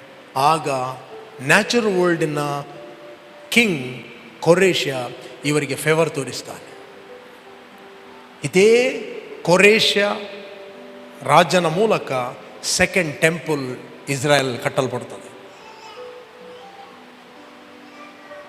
ಹಲ್ಲೆಲೂಯಾ, ಅದು ಕಟ್ಟಲ್ಪಡುತ್ತದೆ. Life is spiritual. ಹೇಳ್ರಿ, ಜೀವಿತ ಎಂಬುದು ಆತ್ಮಿಕವಾದದ್ದು. ಇವತ್ತು ನಾವು ವಾರ ಆಗುವಾಗ ಡಿಕ್ಲೇರ್ ಮಾಡಬೇಕು, ನಾವು ಹೋರಾಟ ಮಾಡೋದು ಮನುಷ್ಯ ಮಾತ್ರದವರ ಸಂಗಡಲ್ಲ, ರಾಜತ್ವ, ಪ್ರಭುತ್ವ, ಆಕಾಶ ಮಂಡಲದ ದುರಾತ್ಮ ಸೇನೆಗಳ ವಿರುದ್ಧವಾಗಿ ನಾವು ಹೋರಾಡುವರಾಗಿದ್ದೇವೆ. ನಾವು ಉಪಯೋಗಿಸುವ ಆಯುಧಗಳು ಲೋಕ ಸಂಬಂಧವಾದ ಮಿಸೈಲ್ಗಳಲ್ಲ, ಅವು ದೇವರ ಎಣಿಕೆಯಲ್ಲಿ ಬಹು ಬಲವುಳ್ಳದಾಗಿದೆ. When you pray, heaven involve ಆಗ್ತದೆ ನಿಮ್ಮೊಟ್ಟಿಗೆ. ನೀವು ಯಾವಾಗ ಪ್ರೇಯರ್ ಮಾಡುತ್ತೀರಿ, ಸ್ಪಿರಿಚುವಲ್ ವರ್ಲ್ಡಿನ ನ್ಯಾಚುರಲ್ ವರ್ಲ್ಡಲ್ಲಿ ಪ್ರಾಬ್ಲಮ್ ತರುವಂಥ ಪ್ರಿನ್ಸ್ ಸ್ಟಾಪ್ ಆಗ್ತಾನೆ. Hallelujah. This a old testament. ಇದು ನನಗೆ ಟೈಮ್ ಆಯಿತು. This a old testament. New ಟೆಸ್ಟಮೆಂಟಲ್ಲಿ ಯೇಸು ಸ್ವಾಮಿ ಎಂತಾಗಿದ್ದಾನೆ ಗೊತ್ತಾ? ಇವೆಲ್ಲ ರಾಜ್ಯತ್ವ, ಪ್ರಭುತ್ವ, ಅಧಿಕಾರ, ದೊರೆತನಗಳ ಮೇಲೆ ಯೇಸು ಕ್ರಿಸ್ತನು ಎದ್ದಿದ್ದಾನೆ. ಹಲ್ಲೆಲೂಯಾ. ನಾವು ಆತನೊಂದಿಗೆ ಒಂದಾಗಿದ್ದೇವೆ. ಈಗ ಅಧಿಕಾರ ಯಾರಿಗೆ ಕೊಟ್ಟಿದ್ದಾನೆ ಗೊತ್ತುಂಟಾ? ಸಭೆಗೆ ಕೊಟ್ಟಿದ್ದಾನೆ. ಅದಕ್ಕೋಸ್ಕರ ಯೇಸು ಸ್ವಾಮಿ ಹೇಳಿದ, ಹಾವುಗಳನ್ನು, ಚೇಳುಗಳನ್ನು, ವೈರಿಯ ಸಮಸ್ತ ಬಲವನ್ನು ತುಳಿಯಲಿಕ್ಕೆ ನಿಮಗೆ ನಾನು ಅಧಿಕಾರ ಕೊಟ್ಟಿದ್ದೇನೆ. ಆದ್ದರಿಂದ ಯಾವುದು ನಿಮಗೆ ಕೇಡು ಮಾಡುವುದೇ ಇಲ್ಲ. ಹೇಳಿ, ನಾವು ಕ್ರಿಸ್ತನಲ್ಲಿ ಜಯಶಾಲಿಗಳು. ಹೇಳಿ, ನಾವು ಕ್ರಿಸ್ತನಲ್ಲಿ ಜಯಶಾಲಿಗಳು, ನಾವು ಕ್ರಿಸ್ತನ ದೇಹವಾಗಿದ್ದೇವೆ. ಹೇಳಿ, ನಾವು ಕ್ರಿಸ್ತನಲ್ಲಿ ಒಂದು ಆತ್ಮವಾಗಿದ್ದೇವೆ. ಶಾಂತಿದಾಯಕನಾದ ದೇವರು ಶೀಘ್ರವಾಗಿ ಸೈತಾನನನ್ನು ನಿಮ್ಮ ಕಾಲ ಕೆಳಗೆ ಹಾಕಿ ತುಳಿದು ಬಿಡುವನಾಗಿದ್ದಾನೆ. ಯಾವಾಗ ನೀವು ಕ್ರಿಸ್ತನಲ್ಲಿ ದೃಢವಾಗುತ್ತೀರಿ, ಯಾವಾಗ ನೀವು ಕ್ರಿಸ್ತನಲ್ಲಿ ಬಲಗೊಳ್ಳುತ್ತೀರಿ, ಆಗ ಎಲ್ಲ ಸುಳ್ಳುಗಳು ನಿಮ್ಮ ಕಾಲ ಕೆಳಗೆ ಬರುತ್ತವೆ. ಹೇಳಿ, ಉಪದ್ರವವು ನನ್ನ ಗುಡಾರದ ಬಳಿಗೆ ಬರುವುದಿಲ್ಲ, ಯಾವ ಕೇಡು ನನಗೆ ಸಂಭವಿಸದೇ ಇಲ್ಲ. ಇಸ್ರಾಯೇಲರನ್ನು ಕಾಯುವತನು ತೂಕಡಿಸುವುದಿಲ್ಲ, ನಿದ್ರಿಸುವುದಿಲ್ಲ. ಎಲ್ಲಿದೆ? 121ನೇ ಕೀರ್ತನೆ 4ನೇ ವಚನ. ರೈಟ್, ಓದಿ ಅದನ್ನು. ಸಾಮ್ಸ್ 121. ಈಗೋ ಇಸ್ರಾಯೇಲರನ್ನು ಕಾಯುವ ಆತನು ತೂಕಡಿಸುವುದಿಲ್ಲ, ನಿದ್ರಿಸುವುದಿಲ್ಲ. ನಾನು ಮೊನ್ನೆ ಒಂದು ಟೆಸ್ಟಮನಿ ಕೊಟ್ಟೆ. ರೈಟ್, ಒಂದು ಸೆಕೆಂಡ್ ವರ್ಲ್ಡ್ ವಾರ್ ನಡೀತಾ ಇತ್ತು. ಜಪಾನ್ನವರು ಬಾಂಬ್ ಹಾಕ್ತಿದ್ದರು. ಎಲ್ಲಿ? UK ಯಲ್ಲಿ. ಆಗ ಸೆಕೆಂಡ್ ವರ್ಲ್ಡ್ ವಾರ್. ಆಗಲ್ಲಿ ಸೈರನ್ ಬರುವಾಗ ಆಗ ಕೂಡ ಎಲ್ಲ ಜನರು ಈ ಬಂಕರ್ನ ಒಳಗೆ ಹೋಗಿ ಕೂತ್ಕೊಳ್ತಿದ್ದರು. ಬಟ್ ಒಂದು ಅಜ್ಜಿ ಸುಮಾರು ದಿನದಿಂದ ಬಂಕರ್ನ ಒಳಗೆ ಬರಲೇ ಇಲ್ಲ. ಎಲ್ಲರೂ ಅನ್ನಿಸ್ತಾರೆ ಈ ಅಜ್ಜಿ ಸತ್ತಿದ್ದಾರೆ ಅಂತ. ರೈಟ್, ಈ ಅಜ್ಜಿ ಹೋಗಿದ್ದಾರೆ ಅಂತ. ಕೆಲವು ದಿನ ನಂತರ ಅಜ್ಜಿ ಸಿಗ್ತಾ ಇದ್ದಾರೆ. ಅಜ್ಜಿ ನೀವಿದ್ದೀರಾ ಅಂತ ಕೆಲವರು ಕೇಳಿದ್ರು. ಹೌದು ಇದ್ದೇನೆ. ನೀವೆಲ್ಲಿದ್ದೀರಿ? ನಾನು ಅಲ್ಲೇ ಮನೆಯಲ್ಲಿ ಮಲಗಿದ್ದೆ. ನಿಮ್ಗೆ ಹೆದರಿಕೆ ಆಗಲಿಲ್ವಾ? ನಿದ್ರೆ ಬಂತ? ಹೌದು, ಒಳ್ಳೆ ನಿದ್ರೆ ಮಾಡಿದೆ. ಇಸ್ರಾಯೇಲರನ್ನು ಕಾಯುವಾತನು ಅಲ್ಲಿ ಬರೆಯಲ್ಪಟ್ಟಿದೆ, ಕಾಯುವಾತನು ತೂಕಡಿಸ್ತಿಲ್ಲ, ನಿದ್ರಿಸ್ತಿಲ್ಲ. ಅವನು ನಿದ್ರೆ ಮಾಡಿದ್ರೆ ನಾನು ಎಚ್ಚರವಾಗಿರಬೇಕು. ಇಬ್ಬರು ಯಾಕೆ ಎಚ್ಚರವಾಗಿರುವುದು? ಅವನು ಎಚ್ಚರವಿದ್ದಾನಲ್ಲ, ಮುಗಿಯಿತು. ನೀನು ಯೆಹೋವನಿಗೆ ಭಯಪಡುವುದರಿಂದ ನಿನಗೆ ಕೇವಲ ನಿರ್ಭಯ, ನಿನ್ನ ಮಕ್ಕಳಿಗೆ ಆಶ್ರಯ ಇದ್ದೇ ಇರುವುದು. ಹಲ್ಲೆಲೂಯಾ. ದ ವರ್ಡ್ ನಿನ್ನ ಸ್ಪಿರಿಟಲ್ಲಿ ಇರುವಾಗ ಬೈಬಲ್ ಇರುತ್ತೆ. ಒಂದು ವಚನವನ್ನು ನೆನಪಿಗಿಟ್ಕೊಳ್ರಿ. ಒಂದು ವಚನ, ಪ್ರಕಟಣೆ ಗ್ರಂಥ 3ನೇ 10ನೇ ವಚನ. ನೀನು ನನ್ನ ಸಹನ ವಾಕ್ಯವನ್ನು ಕಾಪಾಡಿದ್ದರಿಂದ ಭೂನಿವಾಸಿಗಳನ್ನು ಪರೀಕ್ಷಿಸುವುದಕ್ಕಾಗಿ ಲೋಕದ ಮೇಲೆಲ್ಲ ಬರುವುದಕ್ಕಿರುವ ಶೋಧನೆಯ ಸಮಯದಲ್ಲಿ ನಿನ್ನನ್ನು ತಪ್ಪಿಸಿ ಕಾಪಾಡುವೆನು. I will protect you. ಯಾಕೆ? ನಿನ್ನನ್ನು ವಾಕ್ಯವನ್ನು ಕಾಪಾಡಿದ್ದರಿಂದ. ವಾಕ್ಯ ಏನು? ಇಸ್ರಾಯೇಲನ್ನು ಕಾಯುವಾತನು ತೂಕಡಿಸುವುದಿಲ್ಲ, ನಿದ್ರಿಸುವುದಿಲ್ಲ. ರೈಟ್, ಅವನು ಎಚ್ಚರವಾಗಿದ್ದಾನಂತ ಹೇಳಿದಾಗ ನಮಗೆ ರೆಸ್ಟ್. ಅವನು ಎಚ್ಚರವಾಗಿದ್ದಾನಂತೆ ನಮಗೆ ಗೊತ್ತಿಲ್ಲ ಅಂತ ಹೇಳಿದರೆ ನಮಗೆ ನಿದ್ರೆ ಬರುವುದಿಲ್ಲ. ರೈಟ್, ಅದರಿಂದ ಯಾವಾಗಲೂ ಆತನಿಗೆ ಸ್ತೋತ್ರವನ್ನು ಮಾಡಿರಿ. ನಿಮ್ಮನ್ನು ಕಾಯುವಾತನು ಎಚ್ಚರವಾಗಿದ್ದಾನೆ. He loves you so much. Okay, ನೀವು ನೋಡುವ ರೀತಿಯನ್ನು ಬದಲಾಯಿಸಿರಿ. ರೈಟ್, ಏನು ನೋಡ್ತಾ ಇದ್ದೀರಿ? ವಾಕ್ಯ ಯಾಕೆ ಕೊಡಲ್ಪಟ್ಟಿದೆ? ನೀವು ಸರಿಯಾಗಿ ನೋಡೋದಕ್ಕೋಸ್ಕರ. ಓಕೆ, ಯಾವಾಗಲೂ ರೋಗಿ ಸಾಯುವಂಥದ್ದು, ಸಿಕ್ಕಿ ಬೀಳುವಂಥದ್ದು ಅದೆಲ್ಲ ನೋಡಬೇಡ್ರಿ. ವಾಕ್ಯದಲ್ಲಿ ನಿಮ್ಮನ್ನು ಆರೋಗ್ಯದಲ್ಲಿರುವಂಥದ್ದು ನೋಡ್ರಿ, ಜಯದಲ್ಲಿ ನಡೆಯುವಂಥದ್ದು ನೋಡ್ರಿ. ನಾವೆಲ್ಲ ನಿಂತ್ಕೊಳ್ಳೋ ದೇವರ ಸನ್ನಿಧಾನದಲ್ಲಿ ನಾವೆಲ್ಲರಿಗೋಸ್ಕರ ಪ್ರಾರ್ಥನೆ ಮಾಡುವ. Specially pastor, let's pray. Specially ನಾವು ಪ್ರಾರ್ಥನೆ ಮಾಡುವ ಇಸ್ರಾಯೇಲ್ಗೋಸ್ಕರ. ಅಲ್ಲಿ ಇರಾನ್, ಗಲ್ಫ್ ಕಂಟ್ರಿ, ಯಾವುದೆಲ್ಲ ರಾಷ್ಟ್ರಗಳಿವೆ ಅವುಗಳ ಜನರ ಪ್ರೊಟೆಕ್ಷನ್ಗೋಸ್ಕರ ನಾವು ಪ್ರಾರ್ಥನೆ ಮಾಡುವ. ಅಲ್ಲಿಯ ವಿಶ್ವಾಸಿಗಳಿಗೋಸ್ಕರ ಪ್ರಾರ್ಥನೆ ಮಾಡುವ. ಎಲ್ಲ ಮನುಷ್ಯರು ರಕ್ಷಣೆ ಹೊಂದಿ ಸತ್ಯದ ಜ್ಞಾನಕ್ಕೆ ಸೇರಬೇಕೆಂಬುದೇ ಆತನ ಚಿತ್ತ. ಯಾರೂ ಕೂಡ ಏಸು ಇಲ್ಲದೆ ಲೋಕವನ್ನು ಬಿಡಬಾರದು. ಓಕೆ, ಒಂದೇ ಒಂದು ಚಾನ್ಸ್ ನಮಗೆ ಕೊಡಲ್ಪಟ್ಟಿದೆ ಈ ಲೋಕದಲ್ಲಿ ಇರುವಾಗ ಏಸುವನ್ನು ನಂಬಲಿಕ್ಕೆ.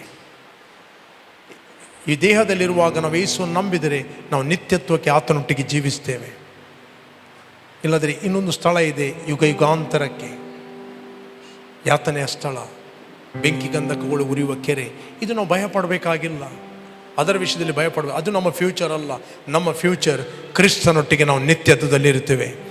ನಿಮ್ಮ ಪಕ್ಕದವನ ಫ್ಯೂಚರ್ ಕ್ರಿಸ್ತನೊಟ್ಟಿಗೆ ನಾವು ನಿತ್ಯತ್ವಕ್ಕೆ ಇರುತ್ತೇವೆ. ಅದರ ವಿಷಯದಲ್ಲಿ ಭಯಪಡುವ ಅಗತ್ಯ ಇಲ್ಲ. ಬೆಂಕಿ ಒಂದು ಕಡೆಯಲ್ಲಿ ಇರ್ತದೆ, ಅದು ನಿಮಗೆ ಅಲ್ಲ, ಅದು ನಿಮಗೆ ಅಲ್ಲ, ನಂಬುವವರಿಗೆ ಅಲ್ಲ. ಆ ದಿನವು ಪಕ್ಕನೆ ಬರುವುದು. ಆ ದಿನವು ಪಕ್ಕನೆ ಯೇಸು ಹೇಳಿದೆ, ನಿಮ್ಮ ಮೇಲೆ ಬರತಕ್ಕದಲ್ಲ. ನೀವು ರಾತ್ರಿಯವರಲ್ಲ, ನೀವು ಕತ್ತಲೆಯವರಲ್ಲ, ನೀವು ಬೆಳಕಿನವರು, ನೀವು ದೇವರ ಮಕ್ಕಳಾಗಿದ್ದೀರಿ. Thank you Jesus, thank you Lord. ಸಿಹಿ ಜೇನಿಗಿಂತ ಮಧುರವಾದ ಉಕ್ಕಿ ಹರಿಯುವಂತ ಪ್ರೀತಿ ನಿನ್ನದು, ಬೆಳ್ಳಿ ಬಂಗಾರಕ್ಕಿಂತ ಅಪರಂಜಿಯಾದದ್ದು ಯೇಸುವೇ. Come on, open your mouth.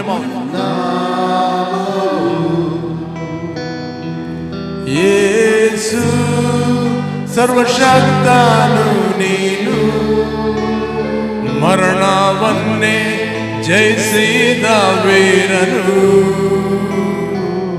ಸರ್ವವನ್ನೇ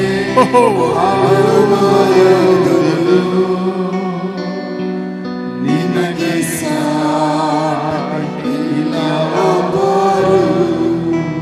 ರಕ್ಷಕ ನೀನೇ ನನ್ನೊಲವು. Glory glory.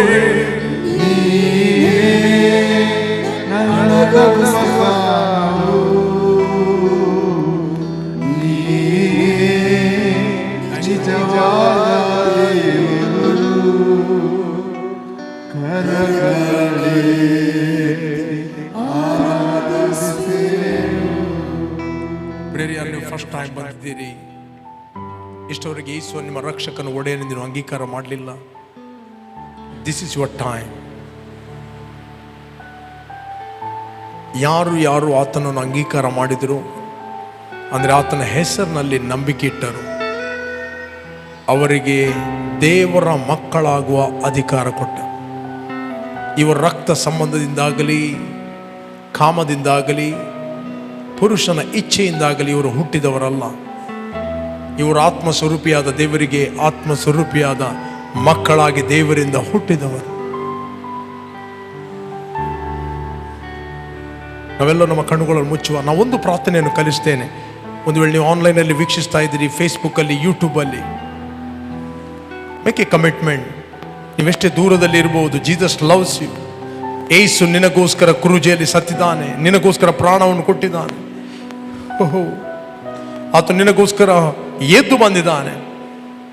ನಿನ್ನನ್ನು ಹೃದಯದಲ್ಲಿ ನಂಬುವುದಾದರೆ ನಿನ್ನ ನಿತ್ಯ ಜೀವವನ್ನು ಹೊಂದುತ್ತೆ. ಯೇಸುವೇ, ನೀನು ನನ್ನ ಮೇಲೆ ಪ್ರೀತಿ ಮಾಡಿ ನನಗೋಸ್ಕರ ಮಾನವನಾಗಿ ಈ ಲೋಕಕ್ಕೆ ಬಂದೆ. ನೀನು ನನಗೋಸ್ಕರ ಕ್ರೂಜೆಯಲ್ಲಿ ಸತ್ತು ರಕ್ತವನ್ನು ಸುರಿಸಿ ನನ್ನ ಪಾಪಗಳನ್ನೆಲ್ಲ ಹೊತ್ತುಕೊಂಡು ಹೋಗಿ ಮರಣವನ್ನು ಅನುಭವಿಸಿ ಹೂಣಲ್ಪಟ್ಟು 3ನೇ ದಿನ ಸತ್ತವರ ಒಳಗಿಂದ ಮೃತ್ಯುಂಜಯನಾಗಿ ನೀನು ಎದ್ದು ಬಂದಿದ್ದೆ. ನಾನು ನನ್ನ ಹೃದಯದಲ್ಲಿ ನಂಬುತ್ತೇನೆ, ಬಾಯಿಂದ ಅರಿಕೆ ಮಾಡುತ್ತೇನೆ, ಅನೌನ್ಸ್ ಮಾಡುತ್ತೇನೆ, ಯೇಸುವೆ ನನ್ನ ಕರ್ತನೆಂದು. ನಾನು ನಂಬುತ್ತೇನೆ ನನಗೆ ಬಿಡುಗಡೆ ಆಯಿತು. ನಾನು ನಂಬುತ್ತೇನೆ ನನಗೆ ಕ್ರಿಸ್ತನಲ್ಲಿ ರಕ್ಷಣೆ ಆಯಿತು.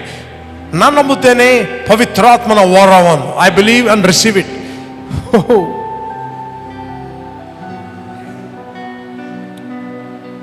Receive it in the name of Jesus. Be filled with the Holy Spirit. ಪವಿತ್ರಾತ್ಮ ವರವು ಪ್ರತಿಯೊಬ್ಬರ ಮೇಲೆ ಇಳಿದು ಬರ್ತಾ ಇದೆ. ಹೊಂದಿಕೊಳ್ಳಿ, ಹೊಂದಿಕೊಳ್ಳಿ. Take it in the name of Jesus. Be filled with the glory, filled with the glory, filled with the glory.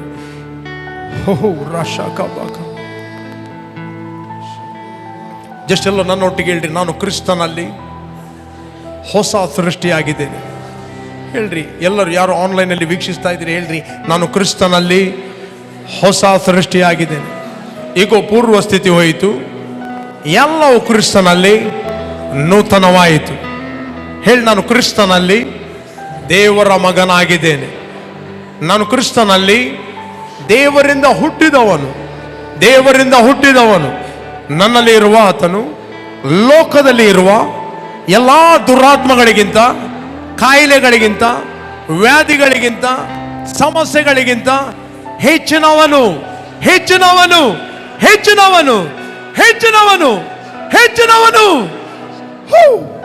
ಹೇಳ್ರಿ, ನಮ್ಮ ಹೊಟ್ಟೆಯ ಒಳಗಿಂದ, ನಮ್ಮವರ ಹೊಟ್ಟೆಯ ಒಳಗಿಂದ ಆರೋಗ್ಯದ ನದಿಗಳು, ಸಮಾಧಾನದ ನದಿಗಳು, ಕರುಣೆಯ ನದಿಗಳು ಉಕ್ಕಿ ಹರಿತವೆ.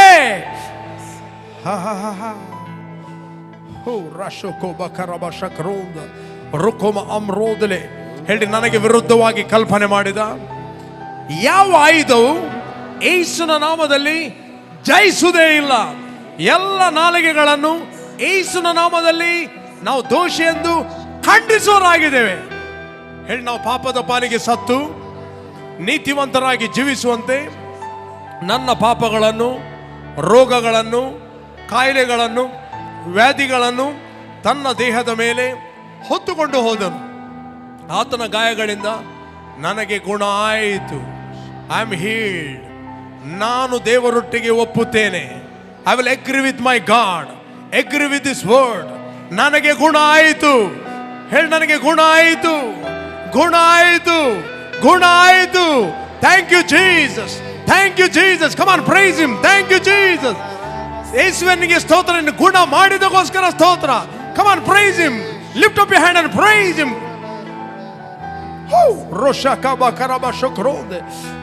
ದೇವರ ಶಕ್ತಿ ನಿಮ್ಮ ಮೇಲೆ ಇಳಿದು ಬರ್ತಾ ಇದೆ. ಹೊಂದಿಕೊಳ್ಳಿ, ಇಳಿದು ಬರ್ತಾ ಇದೆ. ಸ್ವಸ್ಥತೆಯ ಶಕ್ತಿ ಇಳಿದು ಬರ್ತಾ ಇದೆ.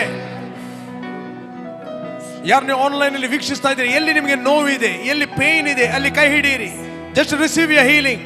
ಯೇಸು ನಾಮದಲ್ಲಿ ಎಲ್ಲ ಇನ್ಫೆಕ್ಷನ್ಗಳು ಬಿಟ್ಟು ಹೋಗ್ತಾ ಇದೆ. ಎಲ್ಲ ನೆಕ್ ಪೇನ್ಗಳು ಬಿಟ್ಟು ಹೋಗ್ತಾ ಇದೆ. ಲಂಗ್ಸ್ಗಳು ಫ್ರೀ ಆಗಲಿ ಯೇಸು ನಾಮದಲ್ಲಿ. Uterus problem be healed now in the name of Jesus. Back pain, I command you, leave it in the name of Jesus. ಎಲ್ಲ ಸ್ಕಿನ್ ಡಿಸೀಸ್ಗಳು ಡಿಸ್ಟ್ರಾಯ್ ಆಗಲಿ. Digestion problem be healed right now in the name of Jesus. Thank you Jesus, thank you Jesus, thank you Lord for the healing of God. Thank you Lord, your freedom of master, in Jesus name. ತಂದೆ, ನಾವು ಪ್ರಾರ್ಥನೆ ಮಾಡ್ತಾ ಇದ್ದೇವೆ. Specially ಕರ್ತನೆ ಇಸ್ರಾಯಲ್ಗೋಸ್ಕರ, ಎಲ್ಲ Gulf ಕಂಟ್ರಿಗೋಸ್ಕರ ನಾವು ಪ್ರಾರ್ಥನೆ ಮಾಡ್ತಾ ಇದ್ದೇವೆ. I declare protection of god, I declare favour in the name of Jesus. ನಿನ್ನ ದೂತರುಗಳು ಇಳಿದು ಬರ್ತಾ ಇರೋದಕ್ಕೋಸ್ಕರ ಸ್ತೋತ್ರ. ಎಲ್ಲಿ ನಿನ್ನ ಜನರಿದ್ದಾರೆ ಅವರು ಪ್ರೊಟೆಕ್ಟ್ ಆಗಲಿ. ಕರ್ತನೆ, ಯೇಸುವಿನ ನಾಮದಲ್ಲಿ ನಾವು ಅಧಿಕಾರ ನಡೀತಾ ಇದ್ದೇವೆ. Every principality, power, rulers of darkness, wicked spirit in heavenly realm, in the name of Jesus, we stop that rumor in the name of Jesus. I declare peace, oh God. I declare protection. I declare favor in the name of Jesus. ಯಾರು ಭಯದಲ್ಲಿದ್ದಾರೋ ಭಯವು ಬಿಟ್ಟು ಹೋಗಲಿ. ದೇವರು ಕೊಟ್ಟಂತ ಆತ್ಮ ಬಲ, ಪ್ರೀತಿ, ಸ್ವಸ್ಥ ಬುದ್ಧಿ ಆತ್ಮ, ಅದು ಹೇಳಿದನದ ಆತ್ಮ ಅಲ್ಲ. Thank you Father. We give praise you, Master, in Jesus name. Amen. ಕರ್ತನಿಗೆ ಒಂದು ಜೋರಾಗಿ ನಾವು ಹಲ್ಲೆಲೂಯಾ ಹೇಳುವ. Hallelujah. Praise God. Come on, shout hallelujah.